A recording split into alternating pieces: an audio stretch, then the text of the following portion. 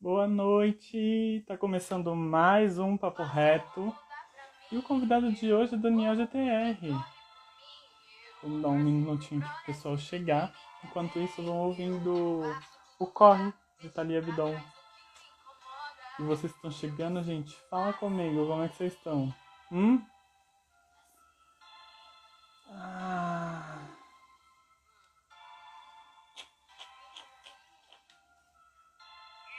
oiê! Vamos esperar um pouquinho que o Daniel já chega. Ai, gente.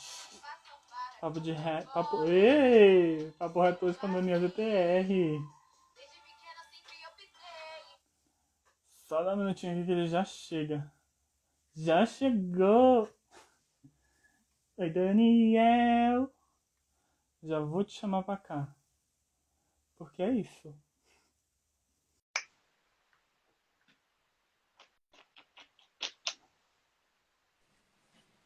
Oiê! Salve, salve. Como é Firmeza? que você tá? Tô bem. Quanto tempo, hein, mano? Muito tempo, pra mais de 2 anos já. Nossa, verdade. A última vez foi em algum slam, provavelmente, né? Provavelmente. Não consigo nem lembrar qual slam que foi. Eu acho que foi João da Guilhermina. Poxa, qual foi o Eu último slam da acho. Guilhermina que eu fui? Difícil saber, hein? Faz um tempo já. É, você foi um Há mais buraco de no dois tempo anos. aí. Menina, eu não aguento mais isso. É, agora tá voltando, né? Então a gente, aos pouquinhos, vai revivendo. É verdade, tem isso. E eu vi que você evoluiu bastante aí na fotografia, né? Eu lembro. Você Quando a viu? gente se conheceu, você estava começando as primeiras fotos, né? Sim. Eu tô melhorando, tô melhorando. Um trabalho muito bom. Caraca, eu tô tímido. Hum. Eu vou explicar pro pessoal que tá entrando aqui o que que é o Papo Reto e a gente já começa, beleza? Beleza. Só antes de você Gente, explicar, tá bom imagem, som, tá tudo tranquilo daí? tá ótimo, tá perfeito. Então, beleza. Gente, boa noite. Eu sou Léo Aguiar. Esse aqui é o Papo Reto, um programa de entrevistas via live que acontece aqui no meu Instagram, domingo às 8 horas da noite, para entrevistar artistas e produtores que movimentam a cena cultural nas periferias. E convidado de hoje é Daniel GTR. Aquariano sim, tem coração sim, e eu posso provar, tá bom? Por favor. Meu bem, começa se apresentando, fala quem é você, o que você faz. Puxa, essa é uma das perguntas mais difíceis, né? Em entrevista. Perguntar o quem é E a você. gente já começa assim. Já começa na dificuldade. Bom, eu sou Daniel Carvalho, eu sou professor, sou músico, atualmente trabalho com fotografia e também sou escritor. Ahn, Sou formado em letras, desenvolvi estudos aí na área da linguística e agora eu tô caindo mais nesse sentido mais teórico aí, mais para a parte da literatura mesmo, né? Tô começando a estudar de forma mais séria aquilo que eu faço no dia a dia, né? Digamos assim, meu outro ofício, ou meu outro ócio. Resumidamente é isso. Show. De vez em quando eu posso olhar aqui pro lado, aqui pra baixo, mas é porque eu tô seguindo um roteirinho, tá? Um Certo. roteirinho que eu preparei especialmente pra essa live. Opa! E E é aí, surpresa, né? Esse que é o grande eu limbo aqui. gosto assim. Eu gosto assim. Pega a pessoa desprevenida. Eu queria começar falando com você sobre música. Queria que Certo. você falasse um pouquinho quando que você começou, qual a sua relação com música, por que você começou a tocar. Cara, isso poucas pessoas sabem, mas eu comecei por conta da igreja. Acho que grande parte das pessoas, né, ainda mais no Brasil, por conta da cultura judaico-cristã, dessa influência, mas eu comecei a estudar música por volta dos 7, 8 anos de idade. Tinha aqueles projetos, tipo de flauta doce na igreja, né? Uhum. E aí eu acabei gostando, comecei a estudar, comecei a ler partitura já antes dos 10 anos, eu já estava aprendendo a ler partitura. E aí eu tive um pouco de dificuldade na flauta transversal. Aí que eu fui pro violão, né? Abri um novo curso de música na igreja a qual eu frequentava e comecei a estudar violão. E aí foi uma grande paixão, assim. Violão, as cordas, assim, no geral, instrumentos de corda sempre foi algo que me tocou muito. Comecei a estudar guitarra de forma muito séria. E meio que tudo isso que me levou para a educação e depois para poesia. Porque com Uhum. 14 anos eu já dava aula de música. Eu até construía, eu lembro que era pequenininho, assim, tinha um monte até de uns errinhos, assim, né? Também muito próprio da idade. Mas eu tinha até um material de estudo, de guitarra, com capa, com índice, enfim. Né? Eu estava investindo nesse lance do ensino de música. E aí, quando foi perto de escolher a profissão, de prestar faculdade, esse sentimento de ensinar que, que me levou para letras. Mas eu tive uma relação muito, muito próxima com a música. Eu costumo falar que eu caí na poesia por acidente, porque a minha maior paixão mesmo artística, né? Tem gente que pensa que é a poesia, que o que eu mais gosto de fazer é poesia, que o que eu mais gosto de escrever. Não. O que eu mais gosto mesmo é a música. Só que não rolou, né? Eu às vezes trabalho uma coisa ou outra com música, mas não foi o que girou assim minha profissão, que acabou se tornando a minha fonte de renda. Mas a minha ligação com a música é muito, muito forte. Hoje eu gosto muito de experienciar a música, né? Eu gosto muito de música, principalmente instrumental. Eu sou daqueles que ouve música e entra num outro universo, assim. Fico batucando junto, fico tentando perceber todas as linhas, né? É um negócio meio paranoico, né? Igual todo músico é. Mas é isso, a música é a minha maior paixão. É essa relação que eu tenho com a música. E graças a ela Show. que a gente está aqui, inclusive. Ah, você falou que de alguns instrumentos que você toca aqui, né? O violão, guitarra. Começou com flauta, não continuou? O Não, mas sei fazer uma coisinha ou outra ainda. que mais você toca? Assim, como eu estudei teoria musical, a gente acaba pegando um pouquinho de outros instrumentos, né? Então, Uhum. sei lá, se eu pegar um ukulele agora, vou tirar alguma coisa, né? Sei fazer uma coisinha ou outra no piano, mas eu mais engano do que faço. O baixo eu consigo tocar, por exemplo, acho que instrumentos que eu consigo tocar em banda mesmo, que eu me seguro, eu falo assim, acho que o baixo eu consigo, o piano se for um negócio mais fácil, tipo, sei lá, um rock nacional. Guitarra e violão é mais tranquilo. Eu fiz aula de bateria durante um ano ou 2 anos, agora eu não lembro, no Souza Lima, que era um baita conservatório na época, assim, era muito bom. Mas eu não desenvolvi bem na bateria, não. Mas uma coisa ou outra, a gente acaba tendo uma noção, assim, né? Consegue fazer um ritmo ou outro. Mas é isso. Meu Show. instrumento mesmo que eu considero é guitarra, né? Mais que o violão, inclusive. Você não sabe. Tem uma pergunta, isso que é uma curiosidade que eu tenho. Sim. O GTR é por causa de guitarra ou guitarra, Ah, alguma coisa assim? sim, infelizmente sim. É um dos piores nomes artísticos que você pode ter já ouvido aí. Mas eu vou contar a história desse nome. Quando eu comecei a fazer o slam, as pessoas estavam me chamando de professor, porque eles sabiam, porque eu colava com os meus alunos na época. E o Uhum. termo professor no ambiente da poesia estava me irritando um pouco. Não me irritando no sentido de achar ofensivo, mas me incomodando porque eu era muito novo naquele ambiente e eu me sentia muito mais aprendiz do que professor. Então eu ficava com vergonha de alguém me chamar para um exame e falar assim, professor Daniel. E aí o pessoal via aquela poesia que não tava ainda legal, né? Tava no comecinho de tudo, né? E eu achava muita Modesto. responsabilidade o professor. E aí eu usei meu apelido antigo da época que eu dava aula de guitarra, porque muitos guitarristas fazem isso, né? Colocam o GTR no final de e-mail para contato de trabalho e tal. Então, desde os 14 anos eu usava o GTR. Aí pegou o GTR e eu tirei o foco do professor. Tem Essa é a história, então, tem história. história. Tem uma história. Show. E quem são suas influências? Quem te influencia, assim? Quem são as pessoas que você para pra escutar, sei lá, quando tá querendo ficar de boa? Musicalmente, você diz? Uhum. Ah, cara, é muito de fases.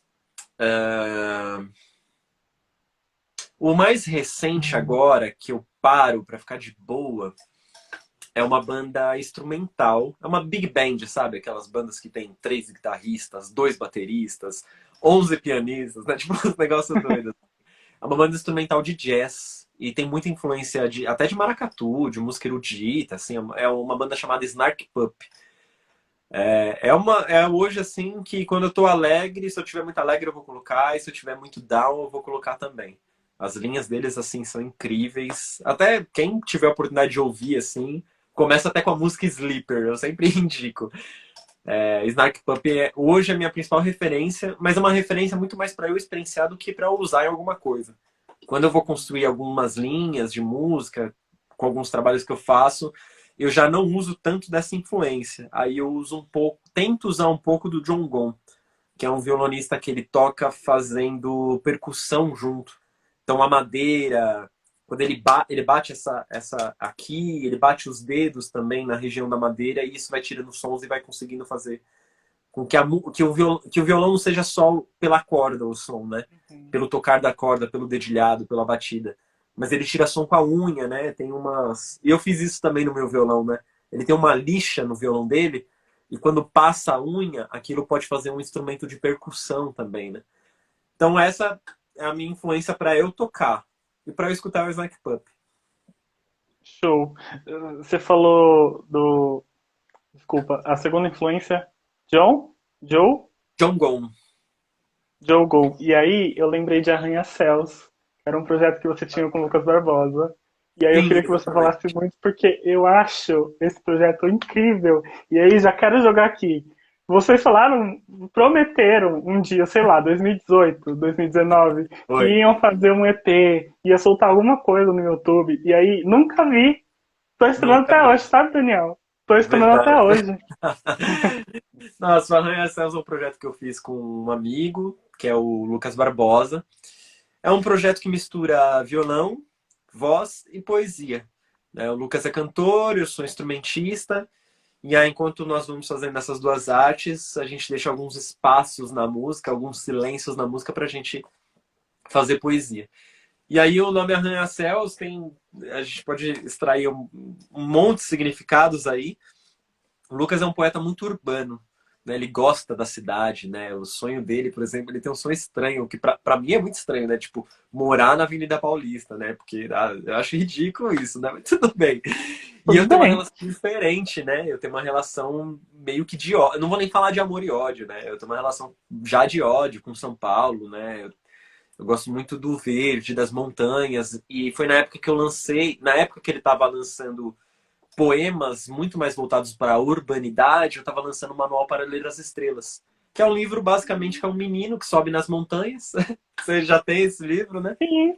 Olha para o céu e explode em significados. E eu tenho isso até hoje, né? Se eu for fazer uma viagem, uma das primeiras coisas que eu vou tentar perceber é o céu daquele lugar, a natureza daquele lugar, o pôr do sol. E o sol é uma estrela, né? Então tenho muito essa paixão com coisas mais da natureza. E aí esse arranha-céus vem daí, né? O arranha-céus é um elemento da cidade, mas arranhar os céus também como um menino que sobe as montanhas e vai tentando puxar esse céu para perto de si ou vai tentando escalar esse céu. E aí a gente não conseguiu, né? Mais por culpa minha do que por culpa dele. Eu me enfiei um monte de projetos depois de 2018, né? Mas ainda continua esse sonho. A gente ainda tá aberto para isso. A gente já tem, acho que, 2 sons gravados. Só que nunca lançou porque a gente quer lançar já meio que tudo junto, assim. Mas a música, por exemplo, Céu Estante, que deu origem pra gente, é, ela já tá gravada, já tá mixada, tá bem legal, só que a gente tá guardando porque ainda não é o tempo de arranhar esse céu aí. Eu tô julgando vocês, tá? Eu tô julgando muito vocês.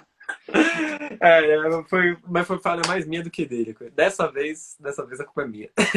Tá. Eu vou te cobrar. Seja Pode o que cobrar, espera, que eu vou te cobra cobrar. porque é melhor cobrar, porque aí quem sabe eu acordo aí pra isso.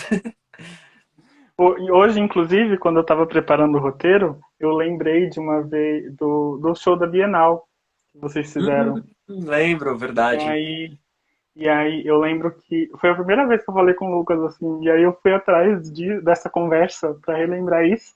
E aí nada, sabe? Eu fui procurar mais sobre Arranha-Céu e nada até hoje. Não sabe Engraçado. nada. Que coisa, né, menino? Verdade. E a gente tava com um álbum bem legal, assim. A gente tava construindo um álbum. Não tinha título ainda, mas o conceito dele era legal, porque todas as músicas eram datas. Então tinha uma música, por exemplo, eu não lembro agora as datas ao certo, mas tipo 1880, 1945, 2000, 12 antes de Cristo, sabe? A gente queria fazer um apanhado assim. E é meio muito essa pegada do arranha-céu, né? Como se tivesse como se o céu estivesse olhando para nós, para nossa história aqui na Terra. E a gente já fez até algumas letras, né? Alguma coisa já estava encaminhada. A música 45, 1945 estava prontíssima, né? Tinha uma crítica aí também às guerras, inclusive. Mas, infelizmente, não saiu. Mas uma hora vai sair. Pode cobrar que a gente vai ter que fazer essa parada. Eu vou cobrar. Você lembra como eu sou chato cobrando as coisas, né? E, por favor, tem que ser assim mesmo. Ótimo. Me aguarde, Daniel. E agora eu queria falar do seu rolê com a poesia. Certo. Eu queria saber como e por que você começou a escrever, e como que se dá a sua relação com a escrita.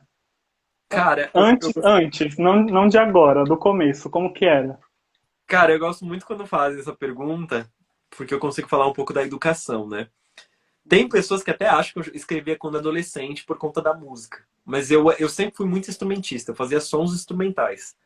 Uma exceção ou outra que, tipo, eu fazia músicas para a igreja, né? Mas as letras eram tão ruins, cara. Tão ruins que eu nem considero aquilo poesia. Né? Só tem uma letra que eu acho que era boa dentro do contexto gospel, né? Era uma letra legal. Mas as outras eram ruins, né? Aí o meu primeiro poema mesmo foi na faculdade, um exercício que a professora deu. Isso eu devia ter 19, 20 anos. Depois nunca mais escrevi. E aí eu comecei a fazer um projeto chamado Explorando as Mídias, numa escola pública em Itaquera. E na época eu era professor de informática. Esse projeto, ele lidava com rádio e blog. Então eu cuidava muito dessa parte musical com os alunos. A gente fazia rádio mesmo na escola, vinheta, sabe? A gente tocava instrumentos, a gente gravava sons. E as meninas foram muito mais para a parte do blog. Os meninos foram para a rádio e as meninas para o blog. Só que as meninas começaram a escrever tão bem, que começou a influenciar todos nós, os meninos do projeto, e a gente começou a querer escrever junto, né? E aí eu comecei a perceber que os textos delas tinham muita literariedade. Eu olhava para os textos deles e brincava de apagar o nome e falar assim, se colocasse Drummond de Andrade, todo mundo ia considerar literatura, porque o texto é bom. E aí eu comecei a insistir na gente publicar um livro. O livro foi, a gente publicou 2 livros no final da história, né? Entre Versos Controversos e Entre Versos Controversos do Canto de Itaquera. Mas antes deles escreverem um livro, eu, na época, era muito ligado à crítica da literatura. Eu estudava muito literatura, mas na sua perspectiva muito crítica. Nunca tinha feito uma oficina de poesia. Na época nem tinha muito como hoje. Era raras os eventos ligados a isso. Hoje tem muito mais por conta dos slams, os saraus, como os trabalhos do Marcelino Freire, por exemplo, do Inquérito, aqueles lances de balada literária. E aí eu comecei a ensinar para eles um pouco da crítica literária, para que eles pudessem ver possibilidades de escrita, para eles verem como poetas grandes escreviam, para que eles percebessem que eles estavam fazendo coisas parecidas. Né? E não naquele sentido, né? Você não pode escrever isso porque você ainda não é um Manuel Bandeira. Não. Ó, você tá vendo isso que você fez? É parecido com o Manuel Bandeira, então continua, né? Era uma perspectiva diferente. Só que eu sempre fui, né, muito apegado à crítica. Eu sou totalmente contrário a essa história de poesia ou de música ou de qualquer forma artística a partir da inspiração. Acho que a pessoa tem que estudar aquilo que ela faz, ela tem que se submeter à crítica, ela tem que estar aberta a isso, porque senão ela nunca vai evoluir. E eu sempre amei demais meus alunos. Eu queria que os textos deles não fossem trabalhos de escola que eles entregavam, que eles postavam no blog da escola ou na página da escola. Eu queria que os textos deles fossem obras de arte. E para ser obras de arte, eles tinham que ser criticados. Não tem como fugir disso. Não é ninguém nasce pronto. Se a gente trabalhar com alguém com essa perspectiva de que alguém nasce pronto, a gente entra numa perspectiva elitista, né? Porque só alguns vão nascer pronto e outros não.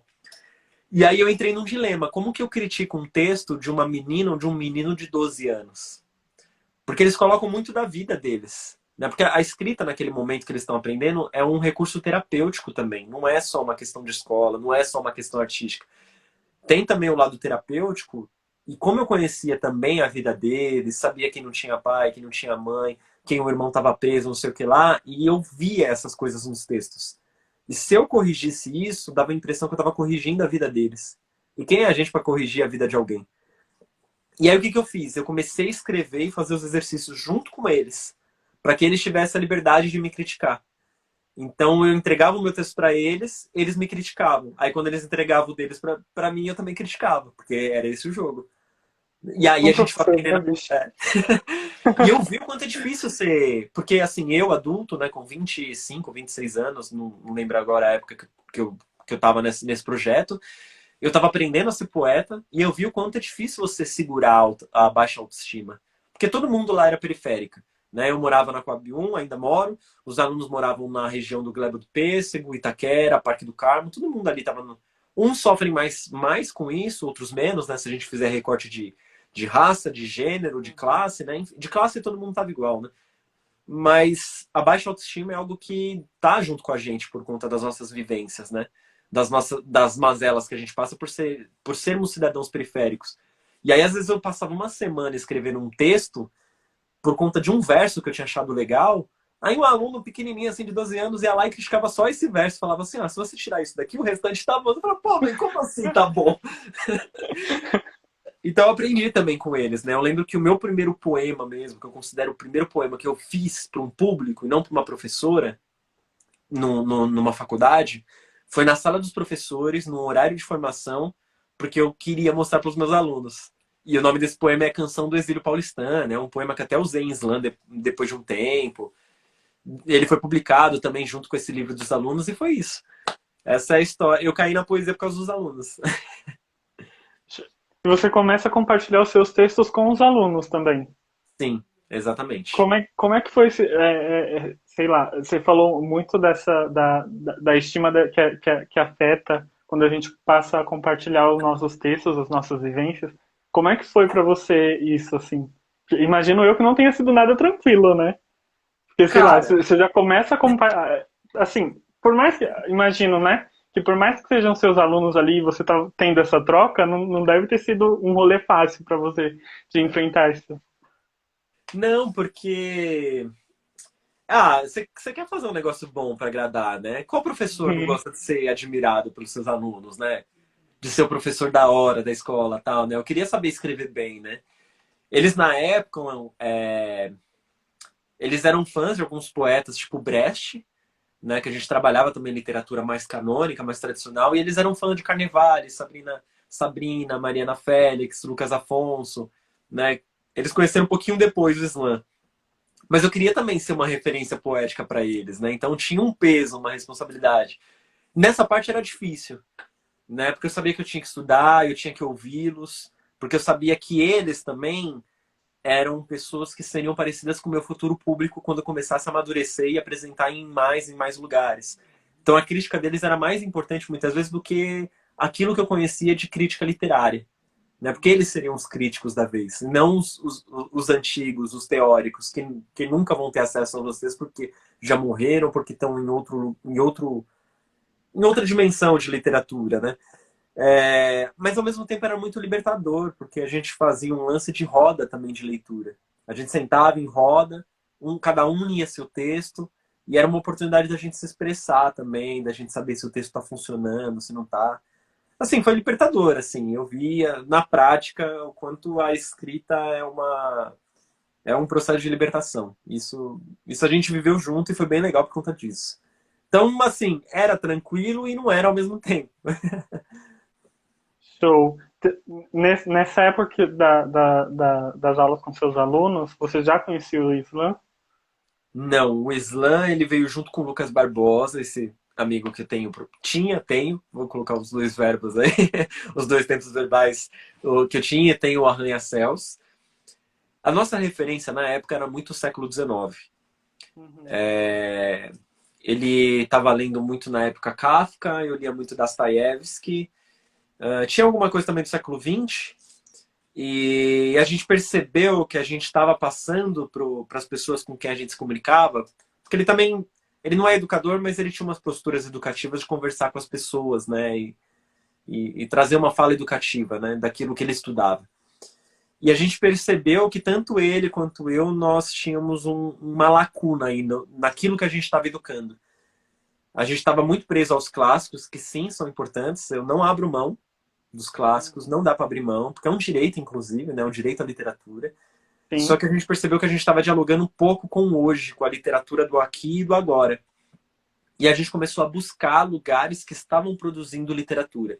Porque cada escola literária tem as suas características, né? E à medida que vai passando essas escolas, não tem uma data fixa, assim, né? A escolarização coloca uma data fixa para a gente entender. Mas essas coisas vão se misturando até elas ficarem mais sólidas e depois elas vão diminuindo porque outra coisa nova vai chegando. E a gente queria saber o que está acontecendo hoje, principalmente nos lugares que a gente morava. É a primeira manifestação, assim, que a gente foi, o primeiro sarau. Olha só, a gente já tinha livro publicado e nunca tinha ido no sarau. Olha só como é doido isso, como é estranho o acesso à cultura pra gente, né? E aí o primeiro sarau que a gente foi o sarau da Casa Amarela em São Miguel.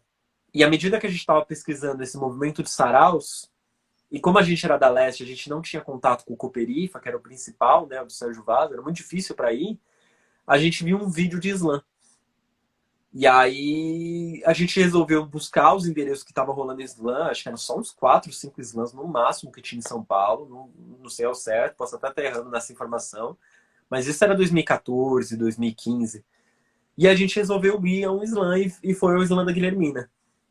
Isso foi finalzinho de 2016. No mês seguinte eu já estava competindo. E 2 meses depois eu já tinha ganhado a minha primeira batalha e estava na final do slam da Guilhermina, não sei fazendo o quê. Na final com, tipo, Lucas Afonso, Mariana Félix, naquela época. Né? E aí foi assim, aí os meus alunos começaram a fazer slam também. Alguns seguiram um pouco mais por esse caminho, ganharam batalha, sabe? Era na época que o slam da ponta estava muito em alta, inclusive. Eles ganharam algumas batalhas lá e foi isso. O meu contato com o slam foi por meio da internet. Aí depois eu virei filmmaker, né? Eu comecei a trabalhar com vídeos de slam, com um material que me levou ao slam, que é o vídeo, né? O vídeo na internet. Vídeos esses que chegaram em muitas pessoas, né, inclusive. Sim. Eu acho que se juntar os vídeos que eu fiz de visualizações só no Facebook, deve passar de 50 milhões. Se juntar todo mundo que eu filmei, deve ser mais de 50 milhões aí. E como é que você se sente com essa informação? Cara, sinceramente, Hum. muito angustiado. E, assim, tem um peso também isso, porque teve muito problema, né? Eu tive que lidar com muito ego de poeta que não era de fato revolucionário, mas estava lá para aparecer, né? Muita briga, né? Por que você filmou um vídeo de tal pessoa e não o meu, sabe? E às vezes não tinha bateria, não tinha cartão de memória para tudo aquilo, eu não era pago para aquilo, né? Eu tive muitos vídeos roubados, né? Tinha uma menina da Bahia que ela tinha um canal, Sociedade do Poetas Livres. Eu não me importo de falar o nome porque já divulguei isso, já falei diretamente com ela, já ameacei de processo. Ela ganhava na época mais de R$ 400 por mês, porque ela roubava os meus vídeos e postava. Hoje ela deve ter uns 200 mil inscritos no YouTube, tudo com material meu, né? E eu não segui nessa profissão, né? Eu tô um pouco mais distante do slam. Hoje eu sou professor, né? Eu dou cursos de poesia, o slam me ajudou, né? Os vídeos ajudaram a alavancar minha carreira. Mas tem um lance também, sabe aquele lance de quem estava nos bastidores, mas também se ferrou por conta disso? Então, isso rolou muito no slam, né? Muita gente ganhou dinheiro, muita gente ganhou visibilidade, e o trabalho do filmmaker, e eu acho que não é nenhuma questão de reconhecimento, né? É que existia muita sabotagem, né? Muita sabotagem, um querendo atropelar o outro, uma briga de views. Então, às vezes eu me sinto até culpado, porque o slam, e hoje ele ainda tem um pouco essa característica, né? Eu sinto que às vezes existe um esvaziamento dos textos, né? Da qualidade dos textos mesmo, até um esvaziamento político para conseguir o lacre, né? Então muitas vezes eu vejo mais uma poesia de lacre, aí você vê repetição de rima. E tem algumas pessoas que se ofendem por isso, né? Porque falam, mas você Uhum. está querendo comparar slam com literatura canônica. Não, mas é aquilo, acho que quando a gente se propõe a fazer um trabalho, a gente tem que fazer esse trabalho bem, né? Então, tem algumas coisas que eu vejo muito que é para ganhar nota. E eu sei que alguns vídeos que eu filmei ajudou isso, né? Porque às vezes eu filmava, postava, e era justamente uma poesia de ódio. E assim, nada contra ódio, né? Tipo, eu acho que tem que ter fogo nos racistas, fogo nos fascistas também, né? Eu concordo muitas vezes com paredão de fuzilamento, né? Não demonizo a figura de Che, nem de Stalin, nem de Maduro. mas eu acho que esse ódio tem que ser direcionado e não personificado, né? Não adianta olhar pra você e falar que eu te odeio por conta do seu estereótipo. Tem que ser a representação desse estereótipo, né? E eu sinto que às vezes eu ajudei nessa poesia do Lacre e na poesia do ódio. Então tem uma relação aí de que, eu fiz um bom trabalho, eu fiz uma missão aí, né? Eu ajudei a alavancar o Islã no Brasil. Mas ao mesmo tempo eu falo assim, poderia ter sido com mais qualidade se talvez eu refletisse antes de postar, talvez se eu registrasse esse trabalho, talvez se eu fosse o primeiro a colocar no YouTube e eu conseguia direcionar um pouco, não sei. Não sei se também essa viagem, mas tem esse sentimento, assim, tem um hibridismo aí de sensações. Mas também é pensar que esse rolê era um rolê novo, né? Não tinha ninguém fazendo. Então, sei lá, Ninguém. não tinha ninguém pra se inspirar. Não tinha um norte pra seguir. Foi você que foi descobrindo esse rolê. Exato. Eu tive influência só de como filmar, porque tinha um cara lá chamado Rafael e um outro colega meu chamado Alan Vitor, que eu via que eles faziam um lance de desfoque e enfoque, Uhum. né? E eu achava isso legal, o poeta recitando e o negócio focava e desfocava. Muita gente criticava porque isso é uma linguagem que não faz sentido no cinema, né? Porque perde o foco ali, mas eu achava interessante porque eu achava esse ficava mais sujo o vídeo. E eu acho que quanto mais sujo, mais se aproxima. O rap trabalha muito com isso. Você pega a facção central, por exemplo, o rap é sujíssimo, né? E como que eu trago, né, um caráter sujo para a câmera? Porque a câmera precisava ser de boa qualidade. E o áudio também, para as pessoas conseguirem ouvir minimamente. Porque senão o vídeo também não circula. Ninguém vai compartilhar algo que não consegue entender, né? Mas aí eu tentava trazer esse caráter sujo, eu tremia, né? Eu tremia, eu brincava com isso. A única referência que eu tinha era de uma não estética, né? É como se fosse um picho no cinema, né? Então, e o Islã também era isso na literatura, né? É uma quebra de alguns padrões já estéticos. A única referência que tinha é essa, mas a gente não sabia que ia virar tudo isso, né? Mas foi importante também, né? Eu acho que se voltasse tudo como antigamente, talvez eu teria vivido tudo isso de novo. Com muita dor de cabeça, né? Eu costumo falar, usando isso, uma frase do Nibrizante. Acho que vai resumir a sua pergunta. Dizem que a poesia salva, mas quem salva o poeta? E isso aconteceu no Islã. Você conhece muito bem a cultura do Islã, você sabe disso, né? É Uhum. muito difícil, né? A poesia é revolucionária para quem assiste, para quem a recebe. Mas quando você tá lá fazendo o negócio, você vê que a onda do capitalismo, do liberalismo, do egoísmo, do egocentrismo, isso tá tomado, né? E não é uma cena tão revolucionária quanto a gente pensa. Mas a gente precisa estar lá, né? Porque se a gente não Sim, tiver também, não faz, né? Não sim. tem sentido. Sim, e isso inclusive é algo, umas discussões que a gente já teve muito pontuais, assim. Eu lembro muito da gente discutindo muito sobre isso. Sim. Um outro ponto, assim, que eu queria falar com você, eu queria saber para você como foi o seu processo para se entender enquanto artista, porque isso não foi apresentado pra gente. Não. Nunca foi. E aí, do nada, chega alguém falando: Nossa, seu trabalho é muito bom, você é um artista muito foda. E você fica tipo: Eu sou? O que que tá acontecendo aqui? Como é que foi pra você isso? Cara, como a gente está entre amigos, né? E você é uma pessoa muito querida, eu vou jogar a maior sinceridade. Acho que se fosse outra entrevista, eu não falaria isso. Mas até hoje é difícil esse reconhecimento. E muitas vezes Uhum. eu só me reconheço porque se eu não me reconhecer, eu sei que alguém que poderia estar assistindo, vendo isso, não vai criar aquele sentimento de esperança para fazer igual, né? Os mesmos problemas que os meus ex-alunos tinham de autoestima para fazer as poesias, eu tenho até hoje, até hoje. Só que às vezes eu tinha que tomar aquela coragem e recitar na frente de todo mundo, na frente dos professores, para outras escolas ou no slam, para que eles me vissem e soubessem que era possível fazer aquilo. E aí depois, quando eu saí da sala de aula e comecei a ocupar outros cargos, outros ofícios, né? Hoje eu não estou diretamente na sala de aula, continuo trabalhando com educação, né? Mas eu sinto que às vezes tem esse lance com outros professores, com outros alunos, ou com pessoas assim, aleatórias que eu esbarro na vida e que eu preciso fazer essa afirmação, e às vezes essa afirmação é mais para outra pessoa do que para mim, né? Então até hoje eu tô num processo de reconhecimento, né? Às vezes bate assim, você fala assim, pô, não sou escritor coisa nenhuma. Não sou músico coisa nenhuma, né? Só tô improvisando, só sou um curioso nessas áreas. Mas a gente precisa também se afirmar porque é uma forma da gente continuar, é uma forma da gente Uhum. acreditar, né? É uma forma da gente até talvez se enganar, e esse se enganar vai se tornando tão comum, e chega uma hora que a gente acredita e aceita e fala assim, não, então é isso mesmo, eu sou artista, eu faço arte, né? Eu tô tentando mudar o mundo a partir da arte. A gente vai viajando e vai acreditando nisso. E acho que é isso. Eu partilho muito, muito desse sentimento, assim. E é muito louco, né? Porque tem dia que você fala, não, sou, e aí você olha assim e fala, será? Ou tipo, não. E aí vem alguém e fala alguma coisa e você fala, gente, não é tudo isso, para. Exato. E as redes atrapalham muito, né? Eu vou Uhum. falar, por exemplo, na fotografia. Às vezes eu vou lá, tiro uma foto legal, aí vejo no feed uma baita fotografia de um cara que tem um equipamento de 90 mil reais, que estudou não sei onde, que presta serviço para grandes marcas. Aí você olha a sua foto e fala, ah, não sou. Né? Então esse lance, as redes sociais, isso acontece com tudo, né? Ah, a poesia Uhum. de tal pessoa tem muito mais curtidas que a minha, o vídeo bombou mais que o meu.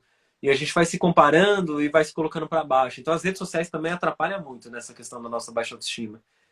Porque quando a gente vai nos lugares, muitas vezes a gente é bem recebido, né? O sarau as pessoas nos ouvem, o slam as pessoas nos ouvem, né? E eu acho que o grande problema aí é quando a gente começa a ver trabalhos na rede social e como o algoritmo empurra, né? As coisas pra gente e de uma forma bem padrão mesmo, né? Como se só aquilo fosse a verdade, o real, o bom, o bonito, né? Então acho que tem essa também que dificulta esse nosso processo de reconhecimento. Em um outro papo reto, alguém trouxe uma pergunta para o convidado falando da TikTok. Essa é uma palavra muito complicada para mim. Eu vou tentar, vou me esforçar. TikTokização, eu acho que é isso dos trabalhos. E é muito disso, né? Do tipo, e isso vale não só para arte e cultura, mas para todo o âmbito profissional, assim. As pessoas têm que estão começando a ser forçadas a estar nas redes e aí não estar nas redes significa que você está perdendo clientes, perdendo público, perdendo tudo, e aí você começa a ficar louco porque as coisas não estão chegando, e isso tem muito do que você trouxe, assim, pra gente. Exato. É duro, né? Às vezes parece que você não tá na rede, você não existe. E Sim, tem que piorar, né? Os caras estão querendo fazer o Facebook agora, o metaverso. Não sei se você já ouviu falar disso aí. eu vi isso hoje, gente, eu fiquei Nossa, desesperado, assustador, né, cara? fiquei desesperado. Tem Assustador. interação virtual 3D, eu falei, gente, não, para, acabou, isso é muito pra mim. Eu É quero tipo, ficar de boa no meu quarto, me deixa quieto. exato, exato. É complicado. É o capitalismo se reinventando, né? Tende a piorar, né? E a gente vai. Enquanto os caras estão querendo fazer o metaverso, eu tô querendo ir pro mato, né? É isso. Tô querendo envelhecer como o Manuel de Barros, assim, né? Quero voltar passarinhos. Olha, um outro ponto que você. Não, antes disso, eu queria falar dos seus livros, dos seus dois livros É. publicados que você tem. O Vamos Manual pegar. para Ler das Estrelas. Pega, porque eu esqueci de pegar o manual e eu tô me sentindo muito culpado agora. Mas eu Esse é o tenho, primeiro, gente. acho que dá pra ver aí. É um. Manual para É Ler um. as Estrelas. Coisinha fofa. É muito bonitinho esse livro. E esse é o novo. Esse eu não tenho. Eu preciso. Opa, vou fazer chegar em você então. Esse é um livro. Olha só que interessante. Era uma época que eu falei assim: não vou escrever mais. Vou dar um tempo, né? Aí uma amiga chamada Patrícia Torres. Vamos escrever o PROAC, Daniel. Você vai publicar um outro livro. Eu falei, mas Paty, eu tô meio desanimado. Acho que já dei esse tempo de escrita. Acho que agora é só oficina de escrita mesmo. E deixa as pessoas escreverem. Deixa eu quieto, né? Não, vamos escrever. Eu falei, tá, vamos escrever. Ela falou, vai passar, tá? Eu falei, e eu sou muito pessimista e a Paty é muito otimista, né? Até hoje eu não entendo o otimismo dela. Aí passou no PROAC, veio a grana, né, do edital. E aí você tem que fazer, né? Aí não tem jeito. Aí esse livro nasceu do edital PROAC 1920. E o nome é Amanhã Sonhei que uma peste invadia a casa. O processo de criação desse foi muito parecido com o do manual, no sentido. Assim, os textos são bem diferentes, a estética é bem diferente. Esse é um livro um pouco mais leve, né? Esse é outra coisa, né? Esse daqui é um sujeito poético fazendo as pazes com os céus, né? Esse daqui é o céu desabando nele, né? É o Eita, oposto. É o oposto. E aí, e inclusive tem esse desabamento do céu num dos poemas, aqui em alguns poemas, né? O céu desaba algumas vezes, com as estrelas caindo, com o éter caindo, né? Com nada caindo, né? Como se fosse uma grande poeira e sufocando a gente. Tem umas imagens assim.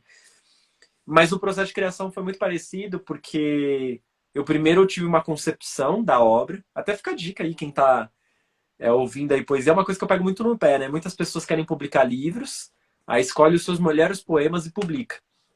E eu acho mais legal quando você faz uma concepção de livro e você vai construindo. E aí o livro vai nascendo junto com você, sabe? E aí esses dois livros nasceram assim, né? Esse é Poemas de Estrelas e esse é Poema de Peste. Então, é bem... Embora não seja tudo tão temático, né? Não tem uma Uhum. ação temática, mas existe um fio que conduz tudo, que depois pode amarrar ou desamarrar tudo. Eu gosto muito da história que você fala, quando você vai falar do manual, que você fala que foi para casa do seu irmão, lá em Minas Gerais, ficar nas montanhas olhando o céu, e aí a poesia veio muito para você, assim. O segundo livro, o Amanhã, deixa eu ver aqui que eu anotei. Amanhã sonhei que uma peste Invadir a casa. invadia a casa. Ih, gente, a minha letra tá bem ruim aqui. O processo para esse livro também foi muito parecido, assim? Olha, esse foi um pouco mais difícil, E porque eu tinha três uma outra ideias. pergunta que eu queria te fazer. Esse livro surgiu no meio da pandemia? Porque, não sei, eu sei que foi lançado esse ano, e Aham. aí esse nome me faz pensar muito nesse rolê de pandemia, assim, também. Cara, é difícil responder porque ele deixa aberto isso. Eu acho que algumas Uhum. pessoas vão se sentir dentro da pandemia e tem pessoas que vão perceber que é a história do mundo, que o mundo inteiro já estava doente, né? Sim. Ele nasceu de três ideias, na verdade. E o manual tem a ver com isso. Eu tinha uma ideia, ainda tenho, vou dar um spoiler aqui, né? Que era uma história de um poeta suicida. E a história é contada a partir de poemas. É basicamente esse um enredo. É uma poesia narrativa. E o Manual para Ler as Estrelas fazia parte dessa ideia. Só que ele foi criando um poema tão leve e tão grande que ele virou um livro. Sabe quando o texto nos domina? Foi isso que Uhum. aconteceu. Mas ele está atrelado a essa primeira ideia e esse livro também. Tem o último poema desse livro, como que eu posso falar sem dar spoiler, né? Mas é uma briga entre um sujeito poético e o tempo. Né? O tempo ali é personificado, é como se fosse uma imagem de uma outra pessoa e ele sai na mão mesmo, assim, a ponto de sangrarem, de rasgarem as roupas, né? Parece que é conto, né? Mas é poesia. E isso também está atrelado à primeira ideia, né? De um sujeito poético brigando consigo mesmo. Só que ainda não era o momento desse livro nascer, né? Desse renascimento a partir de uma morte. E aí, conversando tanto com o editor, quanto com o Lucas Barbosa, quanto com a Aline, que é uma pessoa incrível que está sempre, sempre comigo, me ajudando nos textos, fez muito parte aí desse processo criativo, né? Vocês já viram fotos aí da Aline direto aí nas stories. A Carol até tá falando, né, que o último poema é pesado, muito pesado. É, essas três pessoas que eu falei aqui, elas me ajudaram a entender outros fios narrativos e como alguns textos já estavam nascendo, antes mesmo de eu perceber. E aí eu comecei a perceber um fio narrativo entre tudo aquilo que eu estava escrevendo que era de mais angustiante, que eram as crises. E aí esse livro ele é dividido em capítulos. O quarto, a casa, a rua, o céu, o quintal, a noite, o nada. O nada é o último capítulo, né? E é como se fosse uma peste em cada um desses espaços, e essa peste ela vai se configurando. Essa peste pode ser a pandemia, pode ser um desemprego, pode ser um desamor, pode ser o falecimento de alguém. Então tem várias pestes nesse livro, mas qual que é a peste maior? Será que ela está dentro da gente? Será que ela está fora? Então esse livro nasceu disso. Então ele nasceu talvez na pandemia, mas em uma de suas formas. Uma peste nasceu na pandemia, mas já existiam outras na casa, como se fossem um monte de traças, assim, um monte de praga já ruindo tudo, né? Então, esse livro meio que eu escrevi até para mim mesmo, né? Para mostrar que a poesia é causa e cura. É isso, né? Eu até costumo falar que tem a dedicatória dele, eu vou até ler a dedicatória, que eu acho que a dedicatória e a epígrafe não, e o recado, né? Dedico a quem me visitou à noite e hoje tentou me matar. Essa é a dedicatória do livro. E a epígrafe dele é: uma gaiola saiu à procura de um pássaro, que é do Kafka. A gente vive muito isso, né? De muitas coisas tentando nos aprisionar. E aí tem um recadinho, tipo, bem aqui, acho que não vai dar pra ver, é bem pequenininho. Mas se ler à noite, tranque a porta. Então o livro sai disso. Continua na temática da noite, mas não é mais um céu estrelado, assim, é um outro tipo de céu. Eu quero te bater, Daniel. Eu quero muito te bater. E como é que faz pra conseguir os livros? Cara, pode ser direto comigo. O pagamento é via Pix, transferência, cartão de crédito, aquele link, né, no Mercado Pago. Tem no meu site, né, danielgtr.com. Agora, nesse momento, até hoje, até a meia-noite de hoje, a gente está com uma promoção de qualquer pessoa ligada à educação, seja escola, instituto, secretaria, coletivo, clube de leitura. Quem compra um livro, ganha 2. Assim, sem custo nenhum de frete, né? O livro ele sai 55, mas comprando um, ganha 2. Aí esse segundo livro pode ficar para a escola, pode ficar para um aluno, para uma aluna, para um professor, para um coordenador, enfim, para uma diretora. É aquele lance de compre um, como que é? Pague um e leve 2. Tipo isso. Show. Gente, o link do site tá na bio do Daniel, pra quem quiser, tá? Fica aí a Isso. dica. Também pode chamar no inbox, que eu sempre respondo também. Às vezes demora um pouquinho, mas sempre respondo. Sim.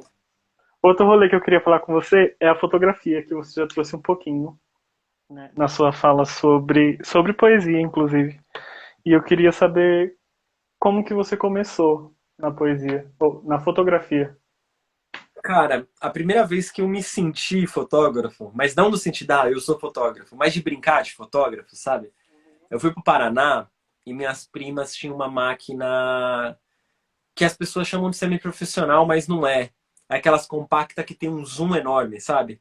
Ela parece, ela é quadradinha assim, né? Mas ela tem um zoom muito forte, né? Tipo, que dá para até tirar foto da lua e tal. Aquelas Canon, né? É bem legal o modelo, né? E aí tinha uma coruja no muro, né? Lá é bem verde, é Sertanópolis o nome da cidade. Então você pode imaginar como que é. E aí tinha uma coruja e ela ficou um tempão assim parada na minha frente, e eu brincando eu comecei a descobrir o que era foco, desfocar o fundo. E é horrível, né? Você sabe, né? Você que trabalha com fotografia sabe como é horrível focar naquele negócio, né? Que você tem que colocar o pontinho, mirar, e depois você faz um movimento. É um negócio horrível, não é igual as DSLR que a gente tem, né? Que você foca ou no manual ou no automático, já naquele botão, naquelas luzinhas vermelhas, né? Uhum. E aí eu fiz uma foto da coruja que o pessoal tinha gostado e tal, eu também tinha gostado. A coruja fez mal pose, assim, sabe? Tipo, a coruja ajudou, a coruja valorizou. E aí eu comecei a brincar de fazer foto pelo celular, né? Fazer umas fotos muito ruins, assim. Às vezes eu olho, eu até apago, assim. Tem gente que não gosta de apagar processo criativo, né? Mas tinha coisa que era tão ruim que eu apagava. Eu falava, mano, nem eu quero lembrar disso aí. Eu nem preciso ver. Eu te entendo, eu faço a mesma coisa. É horrível, é muito ruim. Enfim, aí depois eu caí no slam, né? O slam comecei a filmar e eu já tinha comprado, não essa super zoom, mas eu tinha comprado aquilo que o pessoal chama de câmera profissional, mas na verdade é a verdadeira semiprofissional, né? Aquela que você consegue já trocar a lente, mas ela é cropada, né? Não chega nem a ser de entrada, né? Aí eu tinha aquela T3i. T3i ou T5i? Agora eu não lembro. Mas foi com ela até, inclusive, que eu filmei vários vídeos dos slams, né? Sabe que eu falo isso aqui? Deve ter gente da prefeitura que pode estar me assistindo, mas eu vou falar, né? Aí sobrou uma vaga. Eu já estava fazendo algumas fotos, assim, né? Tipo, mas ainda não conseguia me considerar fotógrafo. Aí surgiu uma vaga na Secretaria da Educação, né? Do município, da Rede São Paulo, que era para trabalhar com fotografia e vídeo institucional. Aí eu fui lá e fui fazer entrevista, né?